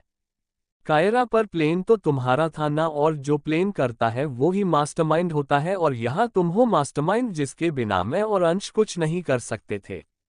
कायरा की बात सुनकर ऋषभ उसे अपने सीने से लगाते हुए कहता है, हाँ बहुत अपने ये छोटे से दिमाग को चाला लिया, अब चुप हो जाओ और सो जाओ। ऋषभ की बात सुनकर कायरा उसे हाँक करते हुए अपनी क्यूट सा फेस बनाकर कहती है, मुझे नहीं सोना, मुझे तुमसे बातें करनी है और वो भी बहुत सारे। कायरा की बात सुनकर ऋषभ उसे और कसकर हक कर लेता है और कहता है, बातें कल करेंगे, वैसे भी अभी कुछ ही घंटों में सुबह होने वाला है, तो तब तक तुम सो जाओ। कायरा खुश होकर कहती है, मुझे सुबह होना देखनी है। ऋषभ कायरा को आंखें दिखाकर, किसी और दिन देख लेना, अभी हो जाओ। कायरा जिद करते हुए, नहीं नहीं, मुझे आज ही देखना है और यहाँ से ही देखना है। ऋषभ, ठीक है, अगर तुम इतना ही जिद कर रहे हो तो तुम्हें सोना नहीं पड़ेगा, पर कायरा के चेहरे पे उंगली फिराते हुए, उसके लिए तुम बहुत थक जियोगी, मुझे नहीं लगता जागने के बाद भी तुम अच्छे से सुबह होना देख पाओगे। ऋषभ की हरकत देख कायरा उसे हाँक कर लेती है और कहती है, नहीं नहीं, मुझे नींद आ रही है। इतना कह के अपनी आंखें बंद कर लेती है और कायरा को ऐसा करते देख ऋषभ के चेहरे पे एक छोटा सा स्माइल आ जाता है। कुछ देर में ही कायरा सो जाती है। कायरा के सोते ही ऋषभ भी अपना आंखें बंद कर लेता है। ऋषभ के आंखें बंद होते ही ऋषभ समुद्र के पास पहुंच जाता है जहां वो और अंश खड़ा था। अंश ऋषभ को देखता है तो ऋषभ आंखें बंद कर कायरा के दिमाग से खुद को कनेक्ट करता है और कहता है, कायरा तुम कहाँ हो, हमें बताओ, क्या तुम ठीक हो? इतना कह के ऋषभ अपनी आंखें खोल लेता है तो वही ऋषभ की बात सोई हुई कायरा के कान तक पहुंच गई थी और बार बार उसके कान में ऋषभ की बात ही सुनाई दे रही थी, जिसे सुनकर कायरा धीरे धीरे जागने लगी थी। उसकी उंगलियां हिल रही थी। वही अंश उड़ जाता है, उसका पूरा शरीर काला पड़ गया था और आंखें सफेद हो गया था। अंश के उड़ने के बाद ऋषभ भी अपना आंखें बंद कर लेता है और आंखें बंद करते ही ऋषभ के ब्लैक कलर की बड़े बड़े पंख निकल आता है और वो भी उड़ जाता है। ऋषभ की आंखें बिल्कुल लाल थी और चमक रही थी। समुद्र के बीचों बीच जाकर अंश और ऋषभ रुक जाता है और चारों ओर देखने लगता है कि तभी उनको कुछ दूर समुद्र के अंदर से एक सफेद रोशनी निकलता दिखता है, जिसे देख अंश और ऋषभ एक दूसरे को देख डेविल स्माइल करते हैं। फिर ऋषभ अंश को कुछ इशारा करता है जिससे अंश समझ जाता है और आंखें बंद कर लेता है। अंश के आंखें बंद करते ही कुछ ही सेकंड में अंश अपने इंसानी रूप में आ जाता है और अपने हाथों को घुमाकर अपने हाथों में एक काले कलर की बॉल ले आता है और उस बल को समुद्र में फेंक देता है तो वो बल एक नाव में बदल जाते हैं। अंश जाकर उस नाव में बैठ जाता है और उस सफेद रोशनी की ओर बढ़ जाता है और ऋषभ उड़ते हुए आसमान के और ऊपर चला जाता है और एक बादल पर बैठ नीचे देखने लगता है। वही अंश जब उस रोशनी से करीब 25 फीट दूर था तभी उसे एक बहुत ही मीठी गीत सुनाई देता है, जिसे सुन अंश अपनी आंखें बंद कर लेता है और झूमने लगता है। वो झूम ही रहा था कि तभी उसके कानों में एक लड़की की आवाज आता है तो वो आंखें खोलकर देखता है तो एक लड़की जो बहुत ही खूबसूरत थी। वो इतनी खूबसूरत थी कि वहां उस अंधेरे में उसकी खूबसूरत चेहरा चमक रही थी। वो कुछ दूरी में थी, उसकी ऊपर की शरीर पानी के ऊपर और बाकी पानी के नीचे थी। वो लड़की मुस्कुराते हुए वही कुछ देर पहले की गीत गाने लगती है और अपने हाथों के इशारे से अंश को अपने पास बुलाने लगती है। अंश भी उस लड़की के आंखों में देखते हुए नाव से कूद जाता है और तैरते हुए उस लड़की के पास जाने लगता है। अंश को देख ऐसा लग रहा था जैसे वो उस लड़की के वश में हो। अंश के उस लड़की के पास पहुंचते ही वो लड़की अंश के करीब आने लगती है और अंश से चिपक जाता है और उसके गर्दन पे किस करने लगता है। पर उस लड़की के किस करने से अंश बेहोश हो जाता है। अंश के बेहोश होते ही वो लड़की एक इविल स्माइल के साथ अंश को लेकर पानी के अंदर चली जाती है। चैप्टर 56 कायरा का आजाद होना। पानी के अंदर कायरा को होश आ गई थी और उसे सब याद भी आ गई थी और उसने ही अपने शक्ति को इस्तेमाल कर व्हाइट रोशनी को समुद्र के ऊपर भेजी थी ताकि ऋषभ को पता चल जाए वो कहाँ है। कायरा यहाँ बंद थी, वहाँ कोई नहीं था और उसे समझ भी नहीं आ रही थी कि वो कहाँ है। कुछ सोच कायरा अपने हाथों को घुमाकर अपने हाथ से व्हाइट कलर की रोशनी निकलती है और चारों ओर फैला देती है और कायरा जहाँ कैद थी उसे तोड़ देती है और कायरा बाहर आ जाती है और देखती है तो वो एक शंख के अंदर कैद थी जो अब टूट कर चकनाचूर हो गई थी। कायरा उस शंख को देखते हुए, मुझे इस शंख में कैद करके रखी थी वो जलपरियां, इतनी बड़ी शंख। फिर चारों ओर देखते हुए, ये तो के रूम है पर किसकी? कायरा ये सोच ही रही थी कि तभी वहां एक जलपरी आ जाती है। वो जलपरी देखने में बहुत सुंदर थी और उसकी ऊपर की शरीर इंसान की और कमर से लेकर उसके शरीर मछली की थी। कायरा को ऐसे शंख के बाहर देख और शंख को ऐसे टूटा देख वो जलपरी जल्दी से कायरा के पास आती है और उसके माथे पे अपनी हाथ रखने ही वाली थी कि इतने में कायरा वहां से दूर चली जाती है और अपने हाथों को घुमाकर उस जलपरी पे वार करती है, जिससे वो जलपरी कुछ फीट दूर जा गिरती है। जिसे देख कायरा खुश होते हुए कहती है, मेरे पास इतनी पावर है। फिर जलपरी को देखते हुए, मैं कौन हूँ पाता है? गंधर्व लोक की प्रिंसेस, परी लोक की प्रिंसेस और होने वाली डेविल क्वीन, और तुम लोग मुझे कैद कर रहे हो और तुम लोग भी तो हमारी बेरादरी के हो, तो तुम लोग मुझे कायरा ये सब उस जलपरी से कह ही रही थी, पर तभी वो जलपरी उठ खड़ी होती है और कायरा अपने पावर का इस्तेमाल कर कायरा को दूर फेंक देती है, जिससे कायरा दीवार से टकरा के नीचे गिर जाती है और अपने सिर को पकड़ कुछ कहने ही वाली थी कि तभी वो जलपरी कायरा को बांध देती है और एक पिलार से लगा देती है। तभी कायरा कुछ सोचकर कहती है, रुको, मुझे तुमसे कुछ पूछनी थी। कायरा की बात सुनकर वो जलपरी कुछ नहीं कहती और वहां से जाने लगती है। तो कायरा कहती है, रुको, मुझे ये बताकर जाओ तुम लोग, और मैं तो पानी के अंदर है ना, तो यहाँ पानी क्यों नहीं है? कायरा की बात सुनकर जलपरी उसे देखती है और कहती है, वो तुम जैसे लड़की जिसके पास दिमाग ही नहीं है वो समझ नहीं सकती। उस जलपरी की बात सुनकर कायरा गुस्से में कहती है, तुमने मुझे कहा कि मेरी दिमाग नहीं है, तुम्हारी इतनी हिम्मत, तुम्हें मुझसे डर नहीं है क्या? कायरा की बात सुनकर फिर से वह जलपरी कुछ नहीं कहती और रूम से जाने लगती है। तो कायरा उन्हें रोकते हुए कहती है, मुझे ये बताइए कि आप लोगों को कहा किसने है मुझे यहाँ पर कैच करने के लिए? कायरा की बात सुनकर वो जलपरी कुछ नहीं कहती। तो कायरा कहती है, आप सबको यामिनी ने कहा है ना मुझे कैद करने के लिए, और वो मेरी तरह ही दिखती है। इस बार जलपरी हाँ में सिर हिला देती है और वहां से चली जाती है, पर उसकी बात सुनकर कायरा के आंखों से आंसू गिरने लगती हैं। वही वो जलपरी अंश को एक कमरे में लेकर आई थी और उस कमरे में बने बेड पर सुला देती है और अपने हाथों से ताली बजाती है। तो वहां और 5 जलपरी आ जाती है और कहती है, अरे जेसिका, तुम्हें एक शिकार मिल गई, पर तुम इसे अपने कमरे में क्यों लाए हो? उन जलपरी की बात सुनकर जेसिका अंश को प्यार से देखते हुए कहती है, ये मेरी शिकार नहीं, मेरी साथी बनेगा। जेसिका की बात सुनकर एक जलपरी अंश को गौर से देखते हुए, पर जेसिका ये तो इंसान है। और जेसिका उस जलपरी को देखते हुए, और मैं एक जलपरी, इससे क्या हुआ, ये यहाँ मेरे पास रहेगा मेरी बनकर। जेसिका की बात सुनकर जलपरियां कुछ कहने ही वाली थी, पर जेसिका उन्हें हाथ दिखाकर रोक लेती है और कहती है, जाओ जाकर कपड़े ले आओ मेरे साथी के लिए, और हाँ, माताश्री से भी बात करना। जेसिका की बात सुनकर सारे जलपरी रूम से बाहर चली जाती है और जेसिका अंश को प्यार से देखने लगती है। कुछ देर बाद एक जलपरी आती है और कहती है, जेसिका, तुम्हें माता बुला रहे हैं। जलपरी की बात सुनकर जेसिका एक बार अंश को देखती है जो बेहोश लेटा था, और उस जलपरी को देख, ठीक है चलो। फिर जेसिका और वो जलपरी रूम से बाहर चली जाती है और उनके जाते ही अंश जल्दी से उठ बैठता है और डोर को देखते हुए कहता है, बड़े आए मुझे यहाँ अपने साथी बनाकर रखने वाला। इतना कह के अंश बेड से उतर जाता है और रूम से निकाल इधर उधर देखते हुए आगे बढ़ने लगता है। अंश आगे जा ही रहा था कि तभी सामने से 2 जलपरी आते दिखता है, जिसे देख अंश जल्दी से हवा में उड़ जाता है और वैसे ही उड़ते हुए आगे जाने लगता है।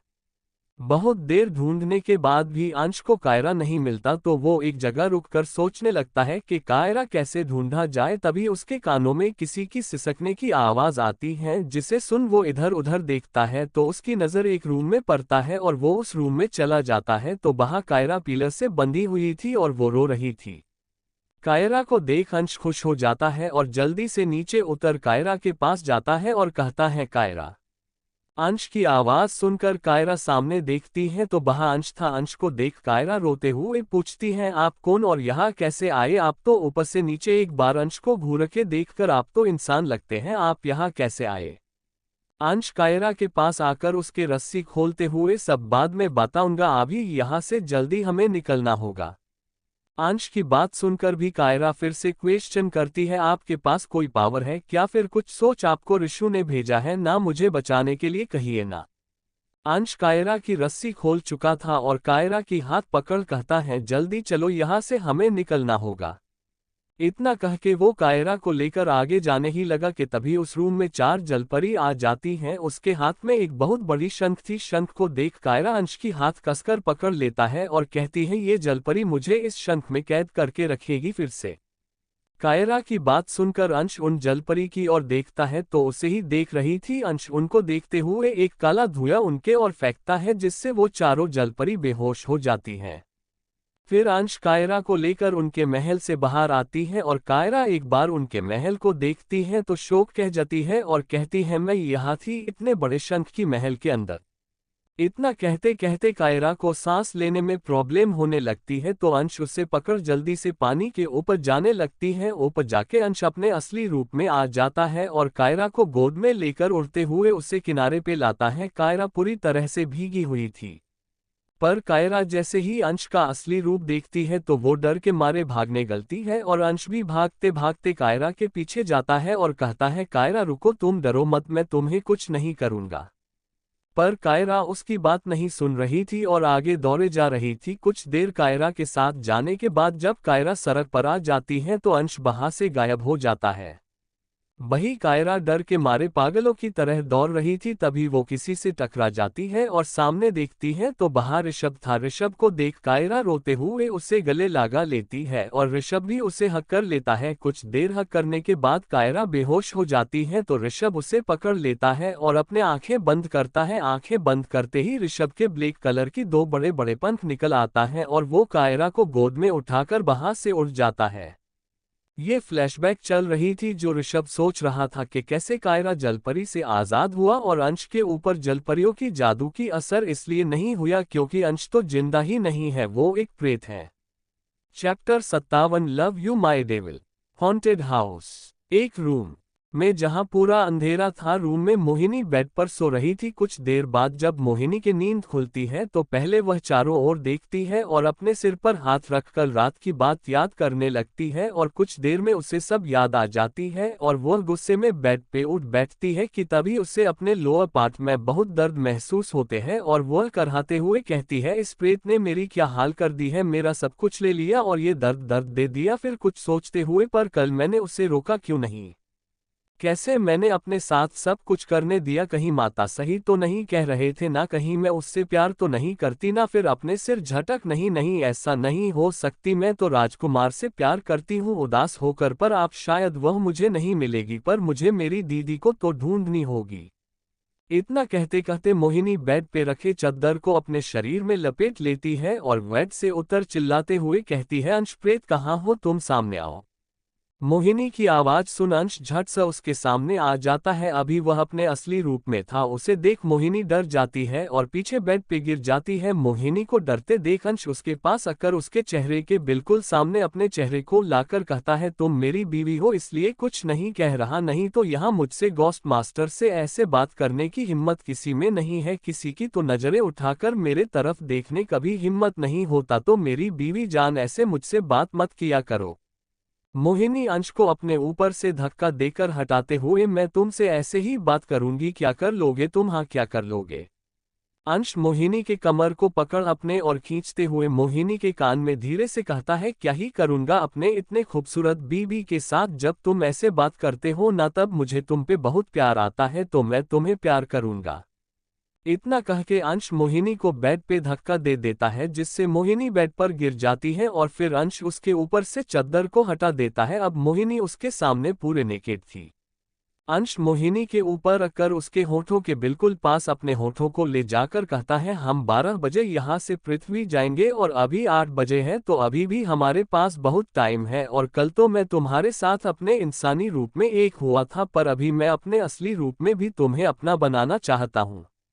इतना कह के अंश मोहिनी के नेक पर किस करने लगता है और अपने एक हाथ उसके पूरे बॉडी पर चलाने लगता है और दूसरा हाथ के उंगली को मोहिनी की किटी के अंदर बाहर करने लगता, जिससे मोहिनी बेकाबू हो रही थी। उसकी सिसनकियां निकल रही थी, आहे है आहे है अंश अंश आहा, और वह चाह कर भी अंश को नहीं रोक पा रही थी, पर फिर भी वह सिसनकियां लेते हुए अंश से कहती है, आहा आहे है आहा अंश अंश आहे है अंश, मैं श्राप से मुक्त हो गई हूँ, पर और अब मुझे ये सब की कोई जरूरत नहीं है, तो तुम मेरी ऊपर से हटाओ, आहा आहा मैं तुम्हें और यह सब नहीं करने दूंगी, मेरे साथ आया है। मोहिनी की बात सुनकर अंश अपने दूसरे हाथ को और तेजी से मोहिनी के किटी पर चलान लगता है और उसके एक ब्रेस्ट को अपने मुंह में लेकर जोर से बाइट कर देता है, जिससे मोहिनी की चीख निकल जाती है। उसकी चीख सुन अंश उसके ब्रेस्ट छोड़ उसके होठों पर आ जाता है और मोहिनी के होठों को सक करने लगता है। कुछ 20 मिनट तक मोहिनी के होठों को बाइट करने के बाद उसकी आंखों में देखता है और कहता है, अब तुम मेरी बीवी हो तो हम ये जब चाहे तब कर सकते हैं, जितना चाहे उतना कर सकते हैं।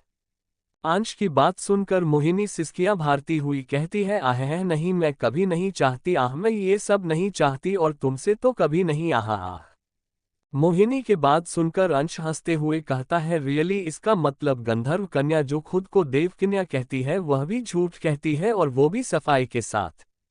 इतना कह के मोहिनी के लेफ्ट साइड के ब्रेस्ट को अपने एक हाथ से प्रेस करते हुए अपने दूसरे हाथ की रफ्तार को मोहिनी के किटी में और बहरा देता है और अपने 2 उंगली डाल देता है और कहता है, तुम्हारी चेहरे से यह साफ पता चल रहा है तुम्हें ये सब सिर्फ मुझसे चाहिए और तुम्हारी बॉडी भी मुझे चाहती है, फिर भी यह कह रही हो कि तुम ये सब नहीं चाहिए, तो ठीक है, अब मैं तुम्हारे करीब नहीं आऊंगा, मैं भी देखता हूं तुम कितने दिनों तक ऐसे रह सकते हो, और हाँ, मैं तुम्हें फ्रीडम देता हूं, तुम जिसके साथ चाहे जो चाहे वह कर सकते हो, तो अब करके दिखाओ, मुझे पता है तुम मुझे छोड़कर किसी और के पास नहीं जाओगे और ना कभी किसी और को खुद को छूने दोगे। मोहिनी के ऊपर से उठते हुए, तैयार हो जाओ, तुम्हारे कपड़े मैं भेज रहा हूँ, पृथ्वीलोक के लिए निकल रहे हैं, जल्दी तैयार हो।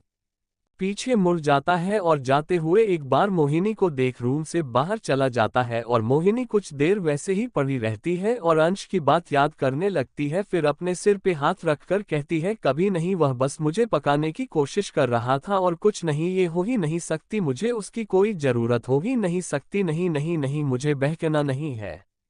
कुछ देर बाद रूम में 2 भयानक दिखने वाली लड़कियां आती है, जिनके पूरे बॉडी नेकेड थी और बॉडी के इधर उधर चेहरे में भी हर जगह निशाने थी काले काले। वह 2 लड़कियां मोहिनी को घूरते हुए टेबल पर कपड़े रख देती है और मोहिनी से कहती है, यह आपकी कपड़े मास्टर ने भेजा।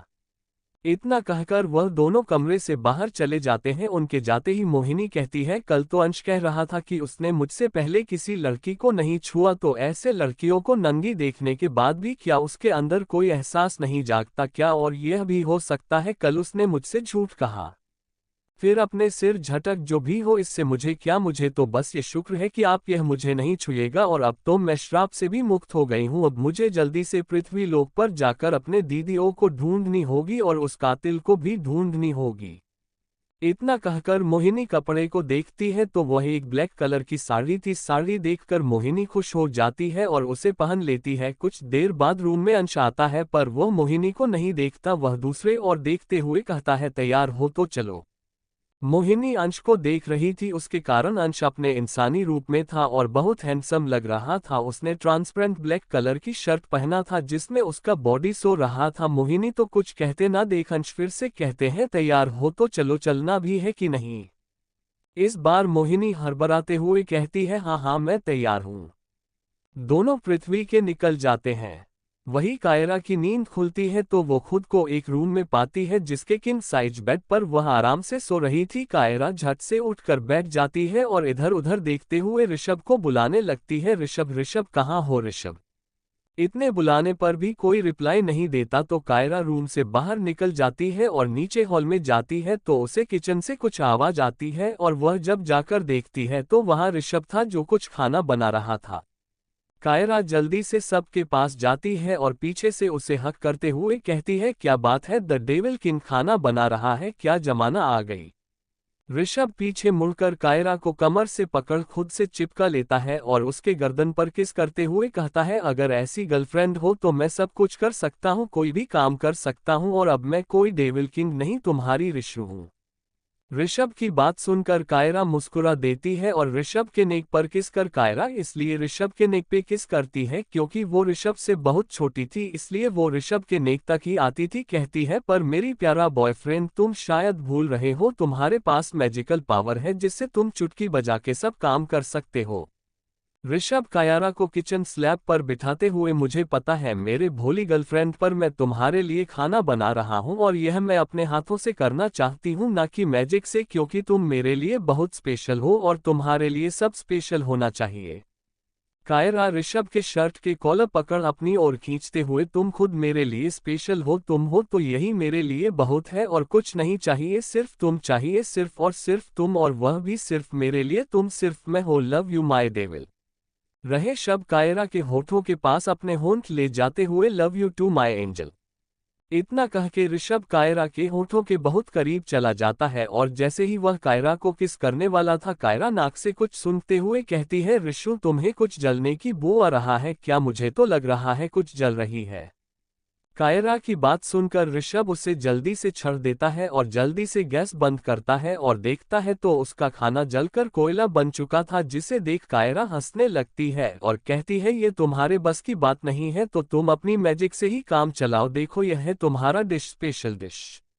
इतना कह के कायरा जोर जोर से हंसने लगती है तो ऋषभ कायरा को घूरते हुए, ये सब तुम्हारी वजह से हुआ ना, तुम आती ना मैं। कायरा किचन स्लैब से नीचे उतर, क्या मेरी कोई गलती नहीं है? गलती तुम्हारी है, तुम क्यों बहके, और मैंने तो कुछ किया भी नहीं और ना तुम्हें। ऋषभ कायरा की ओर बढ़ते हुए कहता है, अच्छा तो तुमने मुझे नहीं बहकाया, पीछे से आकर मुझे हक किसने की? जब तुम देख रहे हो मैं काम कर रहा हूं और जब तुम्हें पता है कि मैं खुद कंट्रोल नहीं कर पाऊं तो तुमने ऐसा क्यों किया? कायरा, झूठे इल्जाम मुझ पर मत दो, मान लो कि तुमसे नहीं होगा मैजिक के बिना कुकिंग, बड़े आए मुझे सुनाने वाले।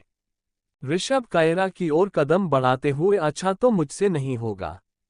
कायरा पीछे जाते हुए, हाँ तुमसे नहीं होगा, तुम मेरे करीब क्यों आ रहे हो? उधर ही रहो, उधर रहकर बात करो, डिस्टेंस मेंटेन करो। ऋषभ, डिस्टेंस अभी मैं तुम्हें बताती हूँ कैसे डिस्टेंस मेंटेन करता हूँ मैं, अब तो पहले मैं तुम्हें खाऊंगा फिर तुम्हारे खाने की बात करते हैं, रुको तुम, वैसे भी कल रात हमारे बीच कुछ नहीं हुआ था।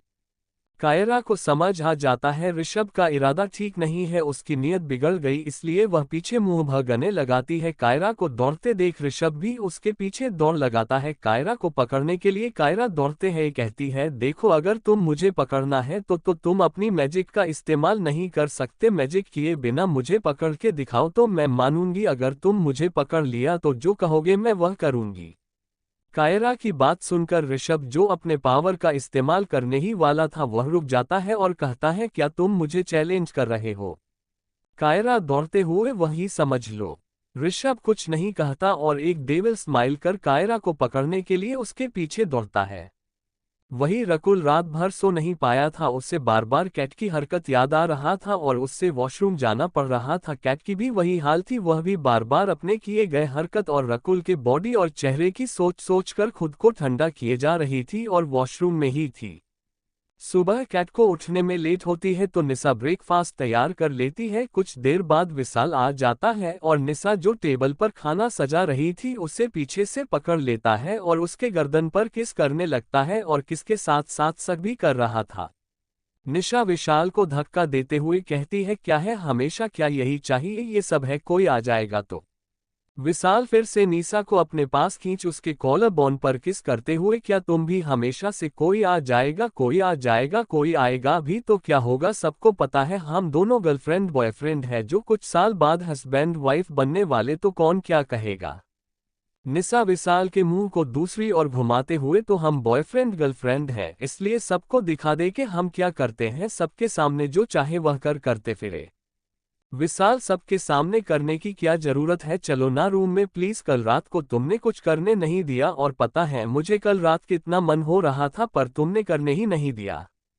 विशाल की बात सुनकर निशा उसे घूरते हुए कहती है, तुम कितने ज्यादा बेशर्म हो, अगर कोई सुन लेगा तो, और क्या करने नहीं दिया थी, कल मैं बहुत थक गई थी, वैसे भी बहुत ट्रैवल करके आई थी और आने से पहले भी तुमने किया था ना।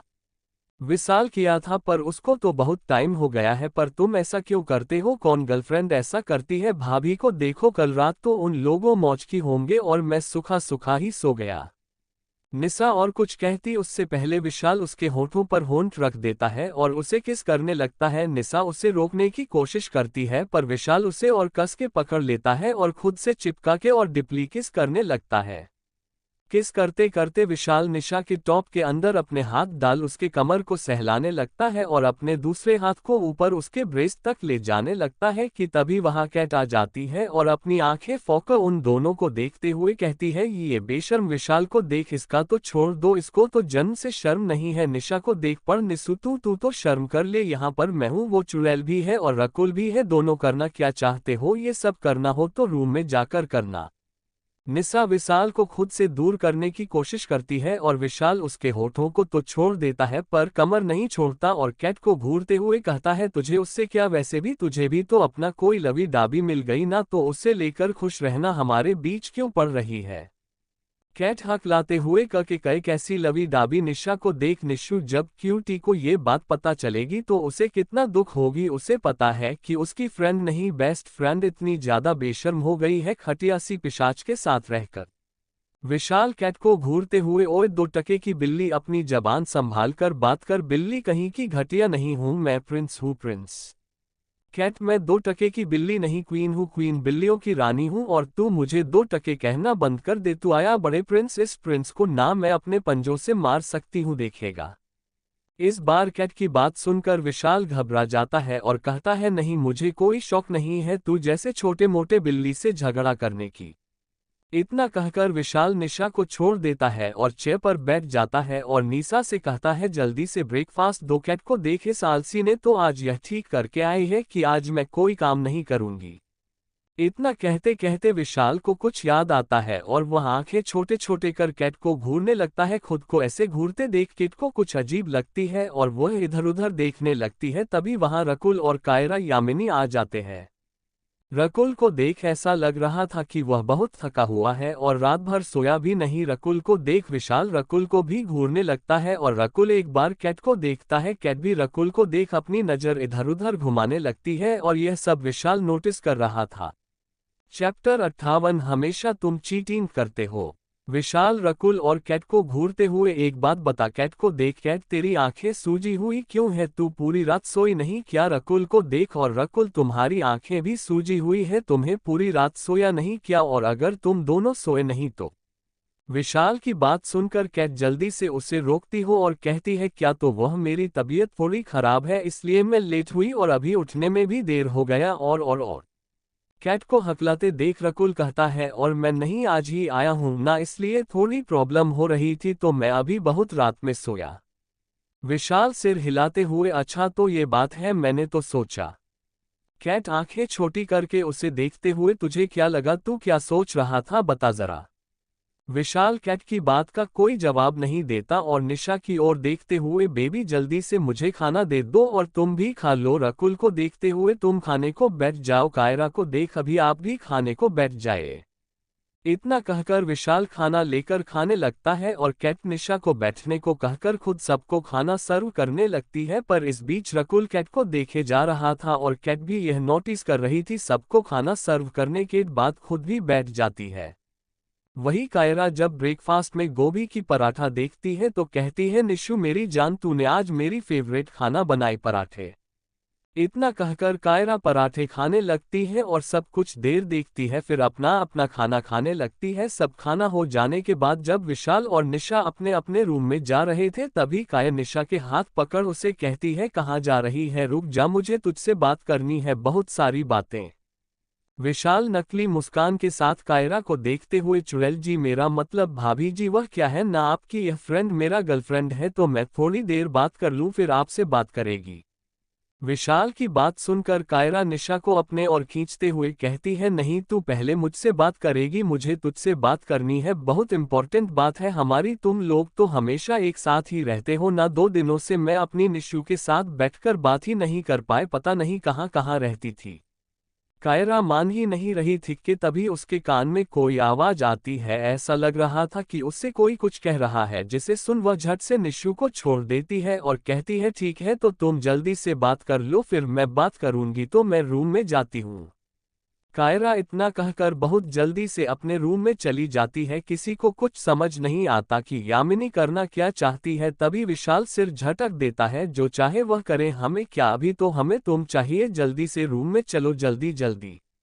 इतना करके विशाल निशा को अपने गोद में उठा लेता है और रूम में ले जाने लगता है। वही वहां अब रकुल और कैट ही थे। रकुल अभी भी कैट को ही देख रहा था। ये देख कैट कहती है, क्या है, कब से तू मुझे देखे जा रहा है, अजूबा दिख रही हूं क्या मैं? इतना कहकर कैट रकुल को देखती है तो रकुल अभी भी उसे देख रहा था। ये देख कैट कहती है, ठीक है, तुझे अगर मुझे देखना है तो तू यहाँ बैठे बैठे देख, मैं रूम में जा रही हूँ वैसे भी।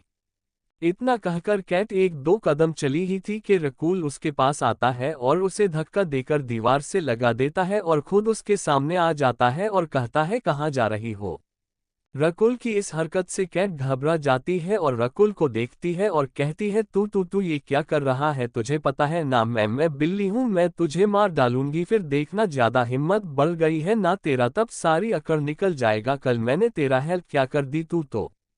कैट के बात सुनकर रकुल उसके राइट हाथ को पकड़ जबरदस्ती अपने पैंट के ऊपर अपने प्राइवेट पार्ट पर रखते हुए कहता है, तुमने कल मेरी हेल्प नहीं किया मुझे और प्रॉब्लम में डाल दिया है। जो दर्द तुमने दिया था वह भी सही हो जाता, पर तुमने जो किया उसके लिए मुझे अजीब अजीब फील हो रहा है। कल पूरी रात में सो नहीं पाया, वॉशरूम से बेडरूम, बेडरूम से वॉशरूम ही करता रहा।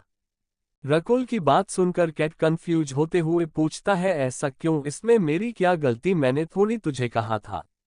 इतना कह के केट अपने हाथ हटाने की कोशिश करती है पर रकुल ने उसकी हाथ बहुत कसके पकड़ा था। रकुल कैट के चेहरे के सामने अपने चेहरे लाकर, तुम्हारी ही गलती है, तुम्हें किसने कहा था मेरे पेनिस को लीक करने के लिए? मैंने कहा था। कैट रकुल की आंखों में देखते हुए अपने मन में, क्या है ये लड़का तो इतना शर्मीला था, तो आज अचानक इतना बेशर्म कैसे हो गया? कैट सोच ही रही थी कि तभी रकुल उसकी हाथ अपने पेंट के अंदर डाल देता है। जैसे कैट होश में आती है और अपने हाथ बाहर निकलने की कोशिश करती है पर रकुल उसे ऐसा नहीं करने देता और उसके कान के पास जाकर कहता है, please I need you. Rakul की बात सुनकर और उसकी हरकत देख कैट कहती है, रकुल तू इतना बेशर्म कैसे हो गया तू तो? रकुल कहता है, मैं बेशर्म हूँ तुम्हारे लिए हूँ, और कल तुमने तुम्हारे सामने मेरे शर्माने की कोई वजह नहीं छोड़ी, तुमने तो पहले मुझे देख लिया, अब मैं तुमसे क्यों शर्माऊं?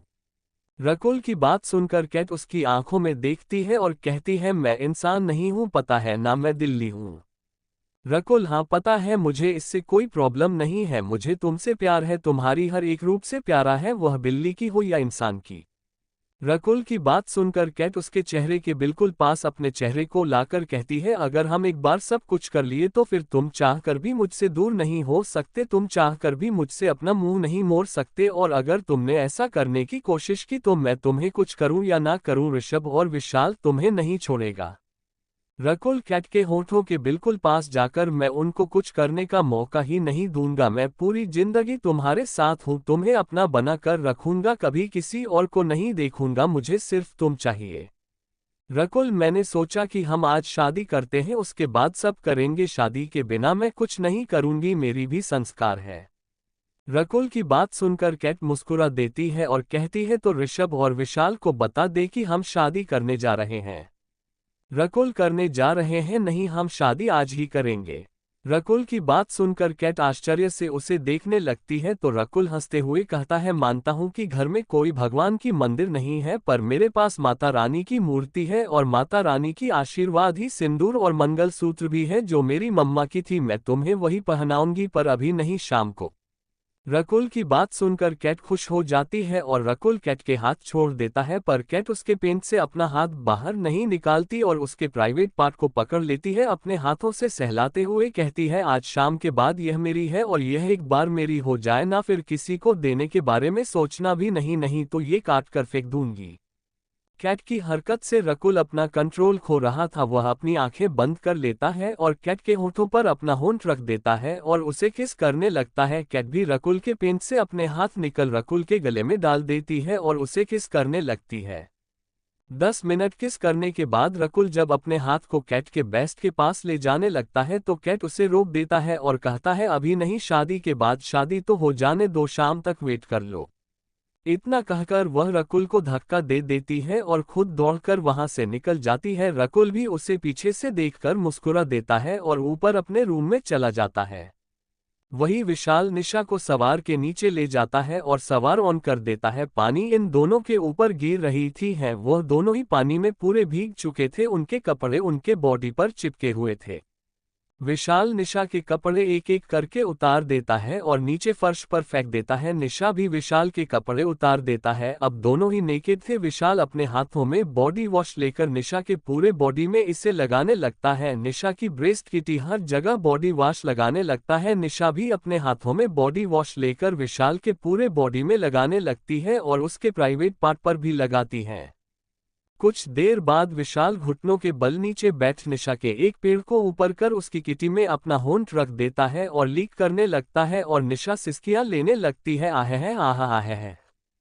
कुछ 30 मिनट तक निशा के किटी को लीक करने के बाद विशाल उठ जाता है और निशा के राइट ब्रेस्ट को अपने मुंह में ले लेता है और लेफ्ट ब्रेस्ट को अपने हाथों से प्रेस करने लगता है और अपने दूसरे हाथ के 3 उंगली निशा के किटी के अंदर बाहर करने लगता है, जिससे निशा की सिसकियां और तेज निकल रही थी। आहे है और वह विशाल के सिर को अपने ब्रेस्ट में दबा रही थी।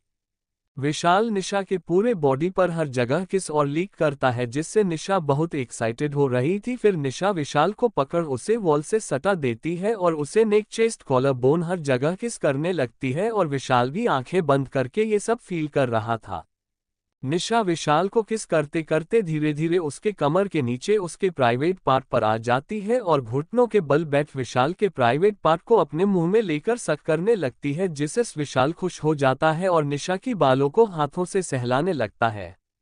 कुछ 20 मिनट तक विशाल के प्राइवेट पार्ट को सक करने के बाद निशा उठ जाती है और विशाल के होठों को किस करने लगती है। विशाल भी निशा के दोनों ब्रेस्ट को अपने दोनों हाथों से प्रेस करते हुए उसके होठों को किस कर रहा था। कुछ देर किस करने के बाद विशाल निशा को बॉल से सटा देता है और फिर से उसकी एक पैर ऊपर कर उसके अंदर समा जाता है, जिससे निशा की हल्के से चीख निकल जाती है। आहा, पर इस पर कोई ध्यान नहीं देता और विशाल अपना कमल खिलाने लगता है और उस पूरे वॉशरूम में निशा की सिसकियों की आवाज आ रही थी, जो विशाल को किसी संगीत की तरह लग रहा था। विशाल निशा की सिसकियां सुन अपना रफ्तार और बढ़ा देता है। कुछ देर बाद विशाल निशा को नीचे फर्श पर लेटा देता है और उसके ऊपर आ जाता है और फिर से उसके अंदर समा जाता है। ऐसे ही वह दोनों बहुत देर तक इंटीमेट होते रहते हैं और निशा के थक जाने के बाद भी विशाल उसे नहीं छोड़ता और उसके साथ इंटीमेट होता रहता है। वही कायरा बेड पर खड़ी हंस रही थी और ऋषभ नीचे से उसे घूर रहा था, क्योंकि ऋषभ जब लेफ्ट साइड जाता तो कायरा राइट साइड चली जाती और ऋषभ जब राइट साइड पर जाता तो कायरा लेफ्ट साइड चली जाती है। कायरा बेड पर उछलते हुए, तुम मुझे कभी नहीं पकड़ सकते और ऐसे अगर कछुए की तरह मेरे पीछे पीछे आओगे तो कभी नहीं पकड़ सकते। इतना कहकर कायरा हंसने लगती है तो ऋषभ उसे देख कहता है, पर बेबी तुमने ये तो सुना ही होगा कि कछुए और खरगोश की रेस में हमेशा कछुए ही जीतता है, तो तुम ज्यादा खुश मत हो और तैयार हो जाओ, क्योंकि मैं तुम्हें खाने वाला हूं और तुम मुझे रोकोगे भी नहीं।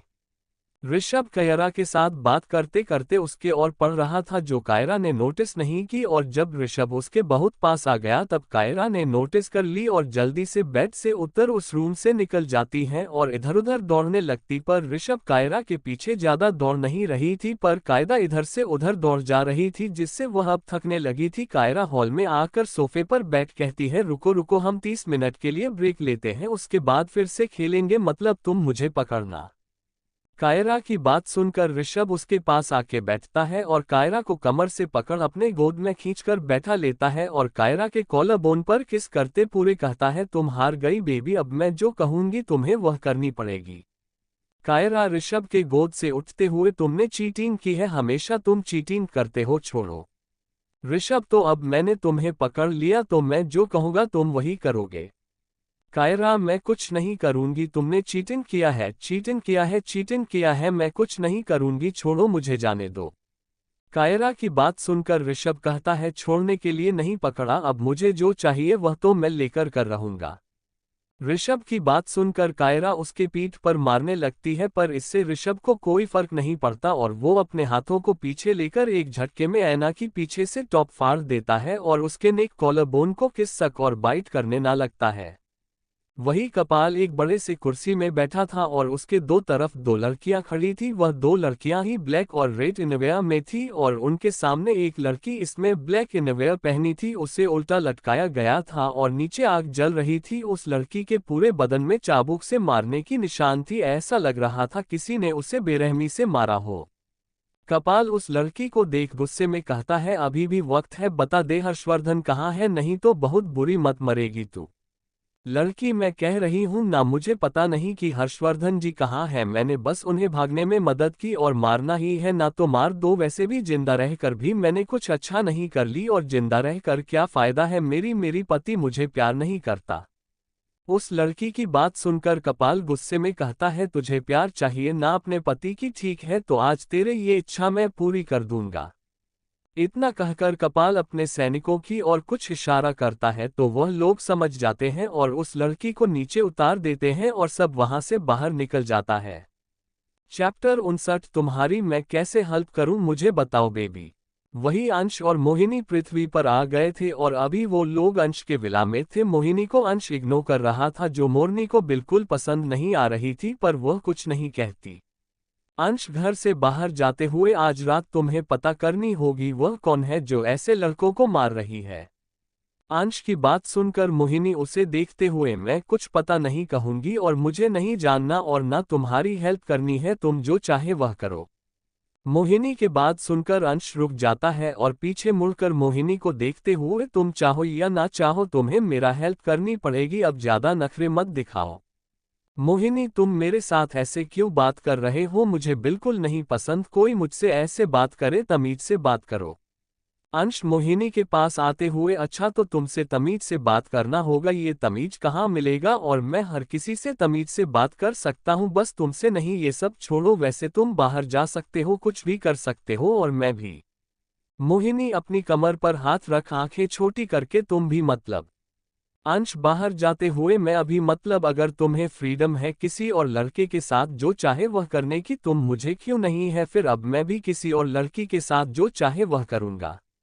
मोहिनी गुस्से में अंश को पलटाकर उसके कॉलर पकड़, तुम प्रेत कहीं के, अगर तुम्हें ऐसे ही किसी और लड़की के साथ गुलछर्रे उड़ाने थे तो मुझसे शादी क्यों की, और तुम तो कह रहे थे कि तुम कभी भी किसी और लड़की को छुआ तक नहीं, तो अब क्या हुआ, अब क्यों कह रहे हो कि लड़की के साथ जो चाहे वह करूंगा। अंश मोहन के हाथ को अपने कॉलर से हटाकर, इससे तुम्हें कोई फर्क नहीं पड़ना चाहिए क्योंकि मैं तो एक प्रेत हूँ और वो भी गंदे वाले प्रेत, और तुम देवकन्या हो और तुम मुझे कभी पसंद नहीं करते, तुम तो अपनी राजकुमार को पसंद करते हो, तो तुम्हें क्या फर्क पड़ता है, मैं किसी और लड़की के साथ जो होते हैं वह करो। मोहिनी, अंश दूसरी और मुंह घुमा के, नहीं मुझे कोई फर्क नहीं पड़ता, जो चाहे वह करो, मैं भी करूंगी, मैं तुम्हें पसंद नहीं करती थी और ना कभी करूंगी, जो चाहे वह करो। मोहिनी के बात सुनकर अंश के चेहरे पर एक डेविल स्माइल आ जाता है जो मोहिनी देख नहीं पाती और अंश पीछे मुड़ जाते हुए कहता है, हाँ जो चाहे वह करो, आई डोंट केयर, मैं भी तुम्हें कभी फोर्स नहीं करूंगा मुझे पसंद करने के लिए।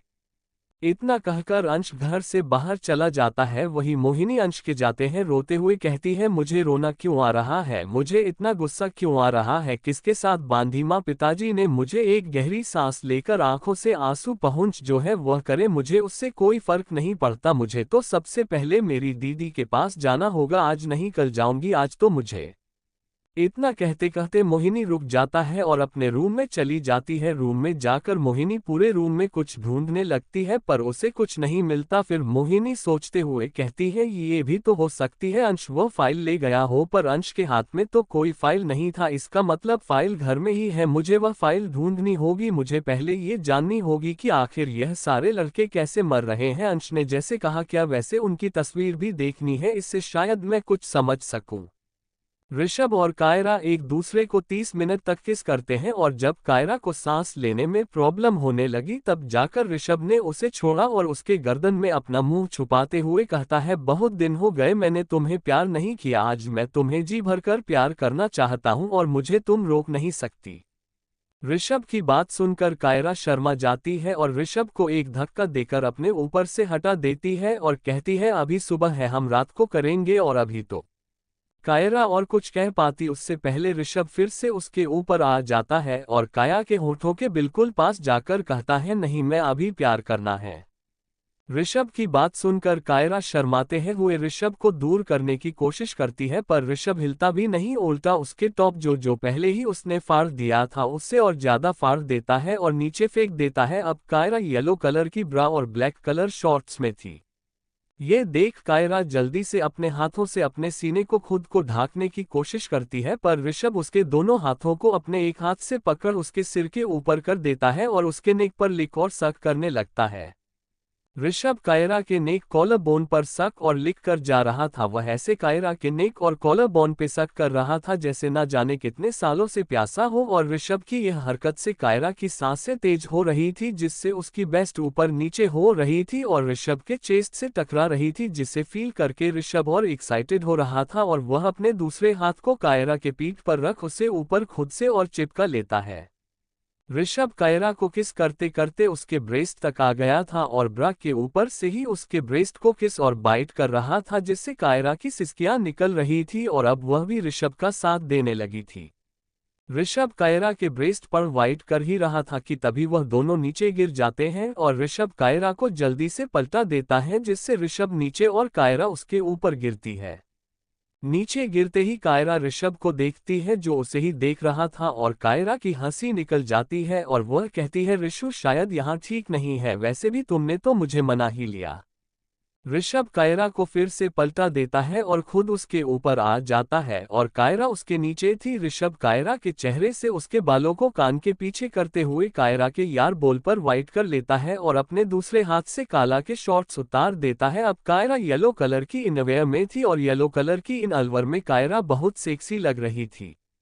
ऋषभ कायरा के आंखों पर, फोरहेड पर, चीक पर, नोज पर हर जगह सॉफ्ट किस करता है। फिर ऋषभ कायरा के नेक कॉलर बोन पर किस और बाइट करने लगता है और कायरा अपने हाथों से ऋषभ का शर्ट की बटन खोल रही थी। सारे बटन खोलने के बाद ऋषभ कायरा के होठों पर अपना होंठ रख कर देता है और कायरा के होठों को सक करते हुए अपने शर्ट को उतार कर फेंक देता है। कायरा ऋषभ के पीठ पर अपना हाथ रहा था और वह भी एक दूसरे से होठों को शक किए जा रहे थे। एक दूसरे की जीभ को अपने मुंह में लेकर शक करने लगता है और ऋषभ के एक हाथ कायरा के राइट ब्रेस्ट पर और दूसरा हाथ कायरा के पैंट के अंदर उसके किटी को सहला रहा था, जिससे कायरा की बॉडी बहुत ज्यादा गर्म हो गई थी। अभी ऋषभ कायरा की होठों को छोड़ देता है और कायरा को पलटा देता है और उसके पीठ पर बेतहाशा किस करने लगता है, जिससे कायदा की हल्की हल्की सी सिसनकियां निकल रही थी। आहे है आहा आहे है। कायरा के पीठ पर किस और बाइट करते करते अपने दांतों से काया के ब्रा का हुक खोल देता है और उसके पूरे पीठ पर अपने जीवन से लिक करने लगता है। कुछ देर ऐसे ही कायरा के पीठ पर लीक करने के बाद ऋषभ कायरा को फिर से पलटा देता है और उसके ब्रा को उसके बदन से अलग करके फेंक देता है और अब कायरा सिर्फ येलो कलर की पैंटी में थी। ऋषभ अब काया के ब्रेस्ट से खेल रहा था। वह कायरा के राइट ब्रेस्ट को अपने मुंह में लेकर शक कर रहा था और दूसरे को अपने एक हाथ से प्रेस कर रहा था और अपने दूसरे हाथ से कायरा के किटी को सहला रहा था।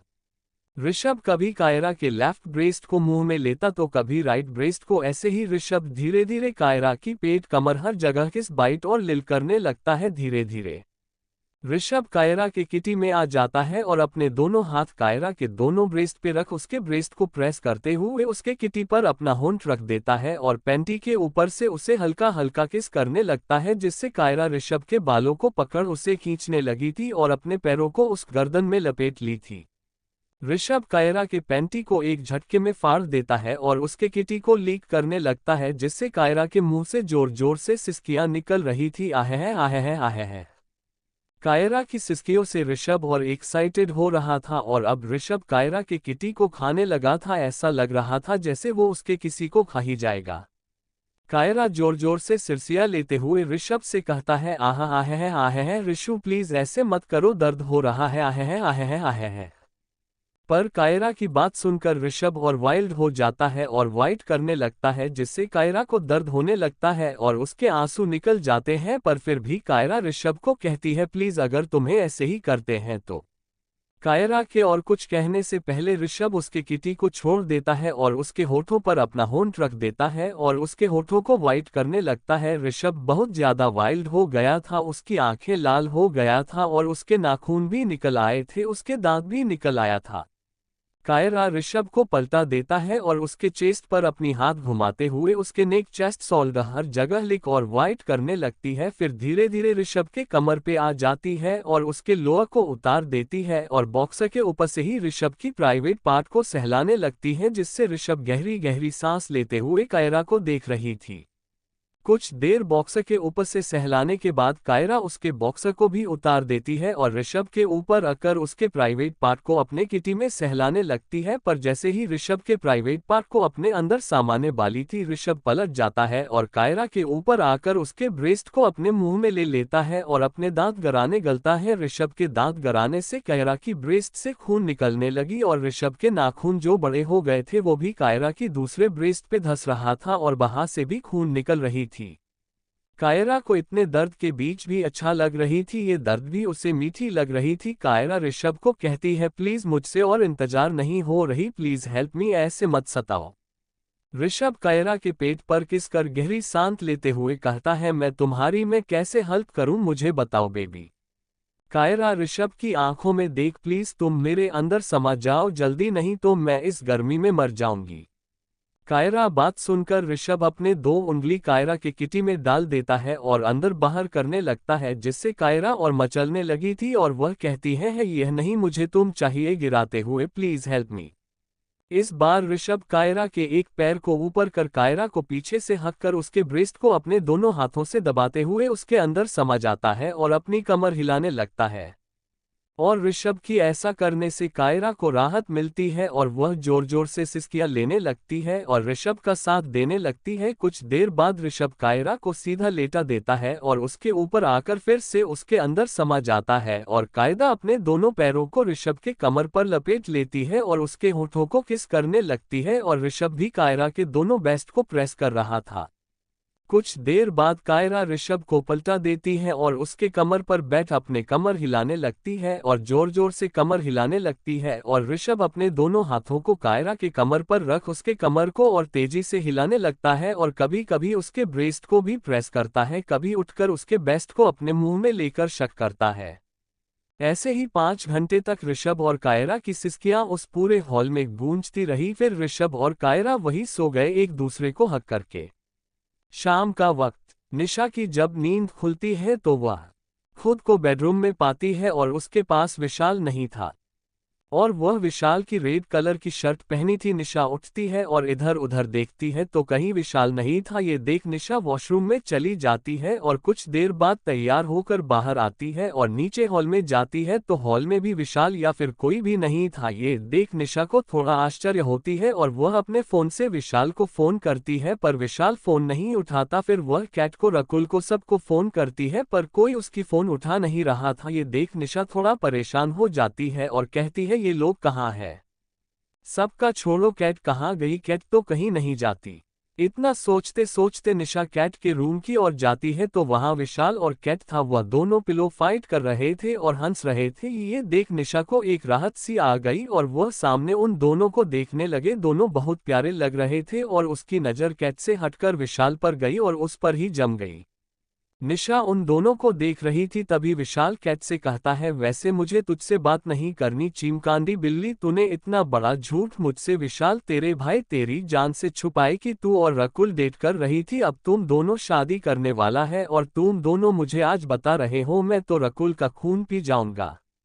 कैट विशाल को पीलो से मारते हुए, जान ले लूंगी तेरी मैं अगर तूने रकुल को कुछ भी किया तो। और वैसे भी आज ही सब ठीक हुआ और हम डेट नहीं कर रहे थे, अभी ठीक हुआ और उसने कहा कि वह शादी करना चाहता है। मुझे भी कोई प्रॉब्लम नहीं थी इसलिए हम शादी कर रहे हैं और तू ज्यादा और मत, मुझे तेरी सब पता है। प्लेबॉय कहीं का, ना जाने कितने लड़कियों को घुमाया तूने और निशा भी उनमें से एक है, ना उसे भी घुमा रहा है। पर एक बात सुन ले, निशा बहुत अच्छी लड़की है, उससे ऐसे खेल मत समझी। और उसके कैट और कुछ कहती उससे पहले उसका फोन रिंग करने लगती है और वह फोन लेकर बालकनी में चली जाती है और विशाल भी उसके पीछे पीछे बालकनी में चला जाता है। वही यह सब सुन रहे निशा को तो अपने कानों पर विश्वास ही नहीं हो रही थी कि विशाल एक प्लेबॉय है और वह उसके साथ बस खेल रहा है।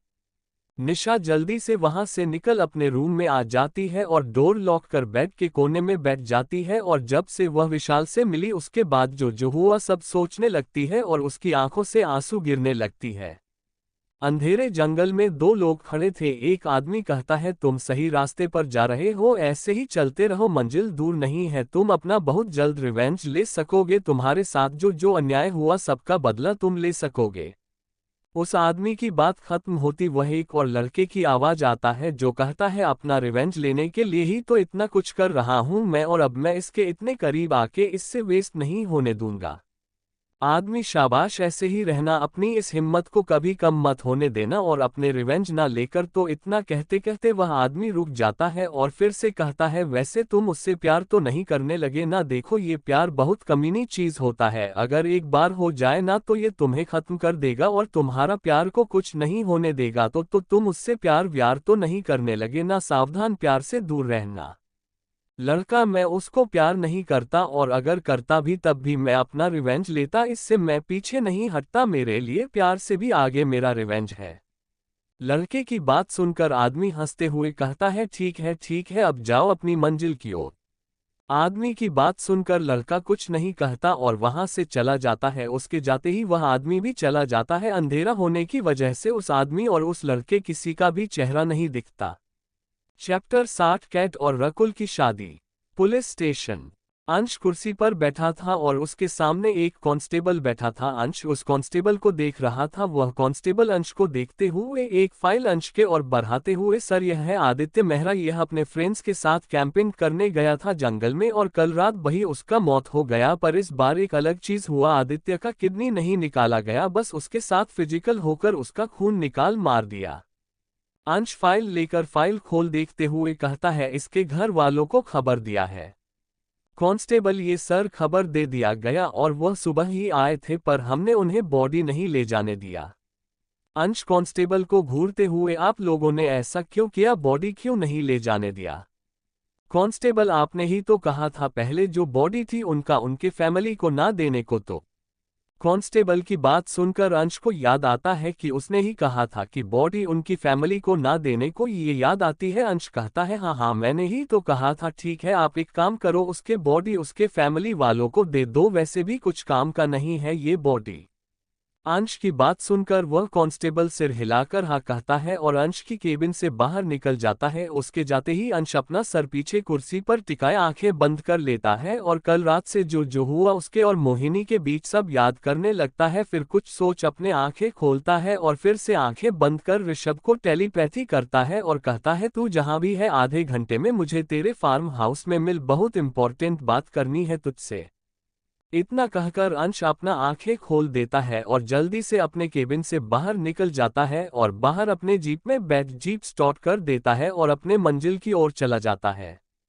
वही ऋषभ जो काया के साथ वैसे ही फर्श पर सो रहा था, उसके कान में जैसे ही अंश की आवाज पड़ता है वह जाग जाता है और उठने की कोशिश करता है तो देखता है कायरा उससे लिपट कर सो रही है। ये देख ऋषभ के चेहरे पर एक छोटा सा स्माइल आ जाता है और वह कायरा को धीरे धीरे खुद से अलग कर अपने शर्ट कायरा को पहना देता है और उसे गोद में लेकर रूम में चला जाता है और उसे बेड पर लेटा देता है और कायरा को देखने लगता है। फिर कायरा के माथे पर किसकर कहता है मैं रात तक आ जाऊंगा तो तुम गुड गर्ल होकर रहना।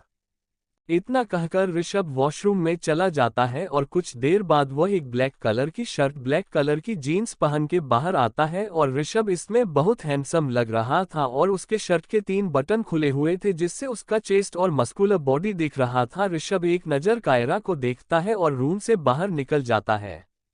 विशाल, निशा, कैट और रकुल रूम में थे। निशा और कैट एक साथ खड़ी थी और उन चारों के सामने माताजी की एक छोटी सी मूर्ति रखी थी और उसके सामने मंगलसूत्र और सिंदूर भी थी। रकुल और विशाल एक साथ खड़ा था और निशा और कैट एक साथ खड़ी थी। रकुल ने गोल्डन कलर शेरवानी पहना था जिसमें वह बहुत हैंडसम लग रहा था और कैट ने रेड कलर की लहंगा और मैचिंग ज्वेलरी पहनी थी जिसमें वह बहुत प्यारी लग रही थी। रकुल और कैट एक दूसरे की आंखों में देखे जा रहे थे। ये देख विशाल कहता है अरे बस भी करो यार, पूरी जिंदगी है तुम्हारे पास ऐसे आंखों में देखने के लिए, पहले शादी तो कर लो। वैसे मुझे नहीं पता कि शादी में क्या क्या करता है।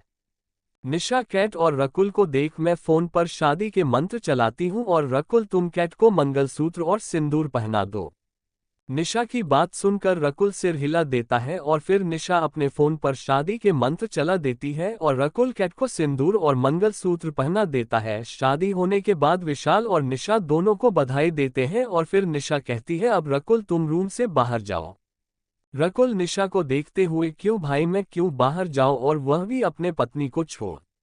निशा मुस्कान के साथ, क्योंकि यह जो तुम्हारे पत्नी है इसके साथ तुम्हारी आज फर्स्ट नाइट भी है तो उसकी तैयारी भी करने दो यार, या फिर तैयारी के बिना ही फर्स्ट नाइट मना लोगे। निशा की बात सुनकर रकुल थोड़ा शर्म जाता है और इधर उधर देख बाहर चला जाता है। विशाल भी कुछ देर निशा को घूरने के बाद रकुल के साथ चला जाता है। दोनों के जाने के बाद निशा कैट से कहती है, कैट क्या रकुल को पता है तुम इंसान नहीं हो? कैट मुस्कुराते हुए, हाँ रकुल को सब पता है, वह पहले से ही जानता था कि मैं बिल्ली हूँ। निशा मुस्कुराते हुए, ये तो अच्छी बात है। कैट की नज़र उतार कर, वैसे तुम बहुत प्यारी लग रही हो, किसी की नज़र ना लगे हम तो चलो अब तुम भी इस रूम से जाओ। कैट, मैं क्यों जाऊं? निशा, क्योंकि मुझे इस रूम को डेकोरेट करनी है और मैं तुम्हारे सामने डेकोरेट नहीं कर सकती हूँ, ये तुम लोग के लिए सरप्राइज है। कैट कुछ कहने वाली थी तभी निशा फिर से कहती है, मैं कुछ नहीं सुनूंगी, अब जल्दी से अपने रूम में जाओ, थोड़ी देर बाद मैं तुम्हें लेने आऊंगी। निशा की बात सुनकर कैट रूम से बाहर चली जाती है। कैट के जाते ही रूम में विशाल आता है और पीछे से निशा को हक करके उससे गर्दन पर किस करते हुए कहता है, गुस्सा हो मुझसे, मैंने कुछ कर दिया क्या? निशा विशाल से खुद को छुड़ाकर अपने हाथों को घुमा के अपने पावर से चारों ओर डेकोरेट करने लगती है, पर निशा के विशाल के बातों का कोई जवाब न देते देख और निशा को ऐसे खुद को इग्नोर करते देख विशाल को गुस्सा आता है और वह निशा के किया कराया पे पानी फेर देता है। मतलब निशा ने जो डेकोरेट की थी उस सारे डेकोरेशन को अपने पावर से तहस नहस कर देता है और उसको अपने पास खींचकर उसकी आंखों में देखते हुए कहता है, तुम मुझे इग्नोर क्यों कर रहे हो? मैंने ऐसा भी क्या कर दिया? निशा फिर से कुछ नहीं कहती और विशाल से खुद को चुरा कर फिर से रूम को अपने पावर से साफ कर देता है और फिर से डेकोरेट कर देती है, पर इस बार भी विशाल सब तहस नहस कर देता है और फिर से निशा को खींचकर उससे पूछता है कि वह ऐसा क्यों कर रहा है, पर इस बार भी निशा कुछ नहीं कहती और विशाल से खुद को थोड़ा कर फिर से अपनी पावर से डेकोरेट करने लगती है। विशाल सब चेंज कर देती है। ऐसे ही कुछ देर चलता रहा, फिर निशा गुस्से में कहती है, तुम क्या पागल हो गए हो? तुम ये सब तहस नहस क्यों कर रहे हैं बार बार? यह मैं हमारे लिए नहीं कर रही हूँ, यह मैं कैट और रकुल के लिए कर रही हूँ। आज उनके फर्स्ट नाइट है, उनके लिए आज बहुत स्पेशल दिन है, उनके स्पेशल दिन तो खराब मत करिए प्लीज। इतना कहते निशा फिर से रूम डेकोरेट करती है और इस बार विशाल कुछ नहीं करता। निशा ने रूम को रेड थीम में सजाई थी, सब कुछ रेड थी, सिर्फ बेडशीट सफेद थी, उसके ऊपर लाल गुलाब की पंखुड़ियां बिछी हुई थी, हर जगह कैंडल्स जल रही थी जिससे वह रूम एक रोमांटिक रूम बन गई थी। उस रूम से रोमांटिक वाइब्स आ रही थी। रूम डेकोरेट करने के बाद निशा रूम से बाहर चली जाती है और विशाल जो वहां खड़ा ये सब देख रहा था वह भी गुस्से में उसके पीछे जाने लगता है। निशा कैट के रूम में जाते हुए कहती है, मैं कैट को लेने जा रही हूँ, आप रकुल को ले आइए। निशा की बात सुनकर विशाल वहीं रुक जाता है और पीछे मुड़कर गार्डन की ओर जाता है जहां अभी रकुल था। वहीं निशा कैट के रूम में जाती है तो कैट बालकनी में खड़ी थी। निशा कैट के पास जाकर उसके कंधे पर हाथ रखती है और कहती है, कैट चलो तुम्हारे रूम में। कैट पीछे मुड़ निशा को देख कहती है, एक बात पूछूं तुझसे? निशा, हाँ पूछो। कैट, मैंने ठीक किया ना इतनी जल्दी रकुल से शादी करके? निशा मुस्कुराते हुए, तुमने बिल्कुल सही किया, तुम्हारे रिश्ते को एक नया और एक पवित्र नाम मिला, एक पवित्र रिश्ता बन गई तुम दोनों में जो कभी नहीं टूटने वाली, और तुम दोनों अगले 7 जन्मों तक नहीं 1000 जन्मों तक एक साथ रहोगे। निशा की बात सुनकर कैट कहती है, पर शायद मैं कुछ भूल रही हूँ। निशा कुछ सोचते हुए, क्या भूल रहे हो? कैट, वही तो याद नहीं आ रही कि मैं क्या भूल रही हूँ। निशा, ठीक है अब चलो, नहीं तो तुम्हारी पति देव तुम्हारी वेट करके सो जाएगा, बाद में याद कर लेना। इतना कहकर निशा कैट को लेकर जाती है और जब कैट रकुल के रूम को देखती है तो देखते ही रह जाती है, उसे तो वो रूम देखकर ही नशा सा हो रही थी। निशा कैट को बेड पर बिठा देती है और उसे ठीक करते करते कहती है, कैट मैं तुमसे एक बात पूछूं? कैट, हाँ पूछ। निशा, अगर तुम्हें पता चले, मतलब अगर कभी भी ये पता चले कि रकुल तुमसे प्यार नहीं करता तो तुम क्या करोगे? कैट निशा को देखते हुए, अचानक तू ये सवाल क्यों कर रही है, क्या हुआ? निशा मुस्कुराते हुए, ऐसे ही तुम जवाब दो ना। कैट, मैं तो उससे बिना बोल एक चिट्ठी में उसकी सारी करतूत लिखकर भाग जाऊंगी, बहुत दूर चली जाऊंगी उससे, जिससे वह मुझे कभी ढूंढ ना पाए। निशा, पर जो तुम्हें प्यार ही नहीं करता, अगर तुम उससे दूर चले जाओगे तो इससे उसे कोई फर्क नहीं पड़ेगा। कैट, ये हम सोचते हैं कि फर्क नहीं पड़ेगा, पर फर्क पड़ता है, पर तू ये सब क्यों पूछ रहा है? कैट की बात सुनकर निशा उसे कुछ कहती उससे पहले डोर में आवाज आता है और बाहर से विशाल कहता है, निशा बाहर आओ। विशाल की आवाज सुन निशा एक गहरी सांस लेती है और बाहर चली जाती है। निशा के जाते रूम में रकुल एंटर होता है। रकुल को देखते ही कैट की धड़कन तेज हो जाती है और वह अपनी नजर झुका लेती है। वहीं निशा बाहर आकर विशाल को देखता भी नहीं और अपने रूम की ओर जाने लगती है। ये देख विशाल जो पहले से गुस्से में था उसका गुस्सा और बढ़ जाता है और वह निशा को बाजुओं से पकड़ दीवार से सटा देता है और उसके बिल्कुल करीब जाकर आंखों में देखते हुए कहता है, तुम मुझे इग्नोर क्यों कर रहे हो? कब से एक ही बात पूछ रहा हूँ, बता ही नहीं रहे हो। मैंने ऐसा भी क्या कर दिया जो मुझसे बात तक नहीं कर रहे हो? बात तो दूर है, तुम मुझे देख भी नहीं रहे हो। निशा विशाल की आंखों में देख, तुम्हें कोई फर्क पड़ता है मेरे तुम्हें देखने से, तुमसे बात करने से? तुम्हें तो बस मेरी बॉडी से मतलब है ना? निशा की बात सुनकर विशाल उसे दीवार की ओर और ज्यादा पुश करता है और खुद उससे चिपक जाता है और कहता है, ये सब क्या बकवास कर रहे हो तुम? मुझे फर्क पड़ता है तुम्हारी हर एक।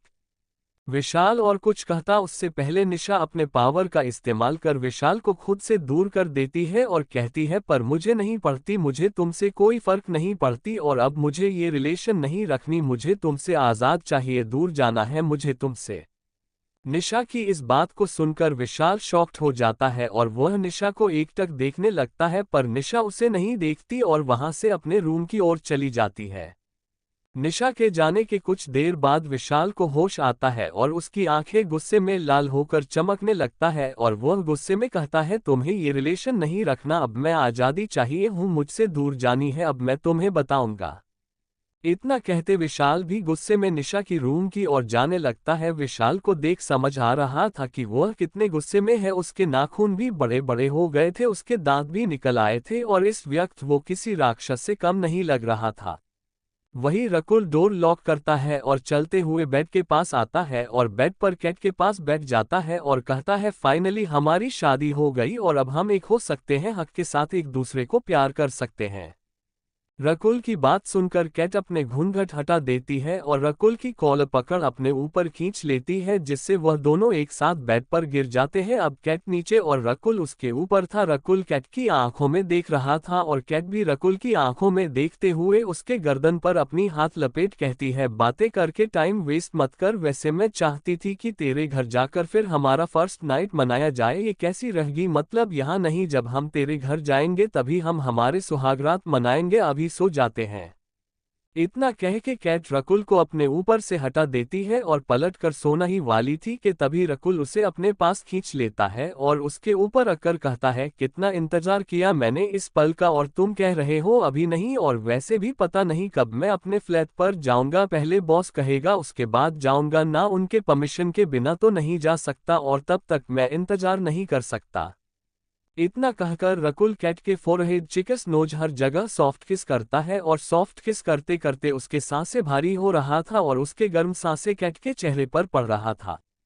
रकुल कैट के चेहरे पर किस करते करते उसकी होठों तक आ जाता है और जैसे ही कैट के होठों पर अपना होंठ रखने वाला था तभी कैट उसे खुद से दूर करने की कोशिश करते हुए कहती है, रुक जा 2 मिनट 2 मिनट। कैट की बात सुनकर रकुल रुक जाता है और कैट को देखता है तो कैट कहती है, पहले मेरे ऊपर से उठ, मुझे गर्मी लग रही है, जल्दी जल्दी। कैट की बात सुनकर भी रकुल नहीं हटता। ये देख कैट अपने हाथों की नाखून बड़े कर रकुल के गर्दन पर हल्का सा खरोच देती है, जिससे रकुल उसे छोड़ देता है और अपने गर्दन को पकड़ बैठ जाता है। ये देख कैट जल्दी से रकुल के पास जाती है और उसके हाथ गर्दन से हटाकर उसे गर्दन को देखते हुए कहती है, सॉरी सॉरी, कुछ ज्यादा जोर से लग गया क्या? सॉरी, पर मेरी कोई गलती नहीं है, मैं कह रही थी ना छोड़, रुक जा, पर तू ही नहीं सुन रहा था, इससे मरी क्या गलती? इतना कहते कैट जल्दी से रकुल का गर्दन पर जहां उसने खरोची थी वहां लीक करने लगती है और कैट के उसके गर्दन पे लीक करने से रकुल का बॉडी गर्म हो रहा था और उसके धड़कने भी तेज हो रहा था। वह कैट को कमर से पकड़ अपनी गोद में बिठा लेता है और धीरे धीरे अपने हाथों से उसके सारे गहने उतारने लगता है। रकुल ने कैट की झुमके गले की हार निकाल लिया था और उसके सिर से घूंघट भी गिरा दिया था, पर कैट को इस सब की कोई भनक नहीं थी। वह तो रकुल के चोट को ठीक करने में लगी थी। रकुल अपने हाथ को कैट के कमर और दूसरे हाथ को कैट के गर्दन पर रखता है और उसके गर्दन पर किस करने लगता है। रकुल के किस करते ही कैट जो उसके गर्दन को लीक किए जा रही थी वो रुक जाती है और अपनी आंखें बंद कर रकुल के कंधे पर अपने पकड़ और मजबूत कर लेती है। वही रकुल कैट के गर्दन पर किस और लीक करते करते उसे बेड पर लिटा देता है और खुद उसके ऊपर आ जाता है और कैट के गर्दन से लेकर कॉलर बोन तक किस करने लगता है और धीरे धीरे कट के ब्लाउज को उस शोल्डर से नीचे सरकाकर उसके शोल्डर पर किस और बाइट करने लगता है और अपने एक हाथ कैट के पेट कमर पर घुमाने लगता है। तभी उसे अपने हाथ में कुछ फील होता है जिससे रकुल रुक जाता है और कैट के पेट पर आ जाता है, उसके दुपट्टे को साइड कर उसके पेट पर किस करने लगता। किस करते करते रकुल कैट को पलटा देता है और उसके कमर की बैक को किस करने लगता है और उससे कमरबंद जो कैट की कमर पर थी उसे अपने दांतों से तोड़ देता है और निकाल कर फेंक देता है और फिर धीरे धीरे कैट की पीठ पर किस करने लगता है और हाथ फिराने लगता है और अपनी दांतों से कैट की ब्लाउज की डोरी भी खोल देता है। कैट ने अंदर ब्रा नहीं पहनी थी जिससे अब कैट की पीठ पूरे नेकेड थी और रकुल उसके नेकेड पीठ पर किस के साथ साथ बाइक भी कर रहा था। कैट आंखें बंद करके सिसकियां ले रही थी और रकुल की हरकतों को फील कर रही थी, उससे ये सब बहुत अच्छा लग रही थी। कुछ देर कैट के पीठ पर कीस और बाइट करने के बाद रकुल कैट को पलटा देता है और कैट के ब्लाउज को उसके बॉडी से अलग कर नीचे फेंक देता है और कैट के बेस्ट को देखने लगता है। रकुल को ऐसे अपने ब्रेस्ट को घूरते देख कैट को थोड़ा शर्म आती है पर वह अपने शर्म को साइड कर उठ बैठती है और रकुल के होठों पर अपनी होंठ रख देती है और उसे किस करने लगती है। रकुल भी कैट को किस करने लगता है और अपने एक हाथ को कैट के पीठ पर ले जाकर उसके पीठ को सहलाने लगता है और दूसरे हाथ कैट के लेफ्ट बेस पर रख उसके ब्रेस्ट को प्रेस करने लगता है। वही कैट रकुल को किस करते करते उसके शेरवानी की बटन खोलने लगती है और फिर शेरवानी के बटन खोल उसके चेस्ट और एब्स पर हाथ घुमाने लगती है जिससे रकुल और एक्साइटेड हो रहा था और अब वह कैट के ब्रेस्ट को और जोर से प्रेस कर रहा था। Thank you. आपको नोवेल कैसा लगा कमेंट करें। नेक्स्ट पार्ट देखने के लिए चैनल को सब्सक्राइब करें। Thank you.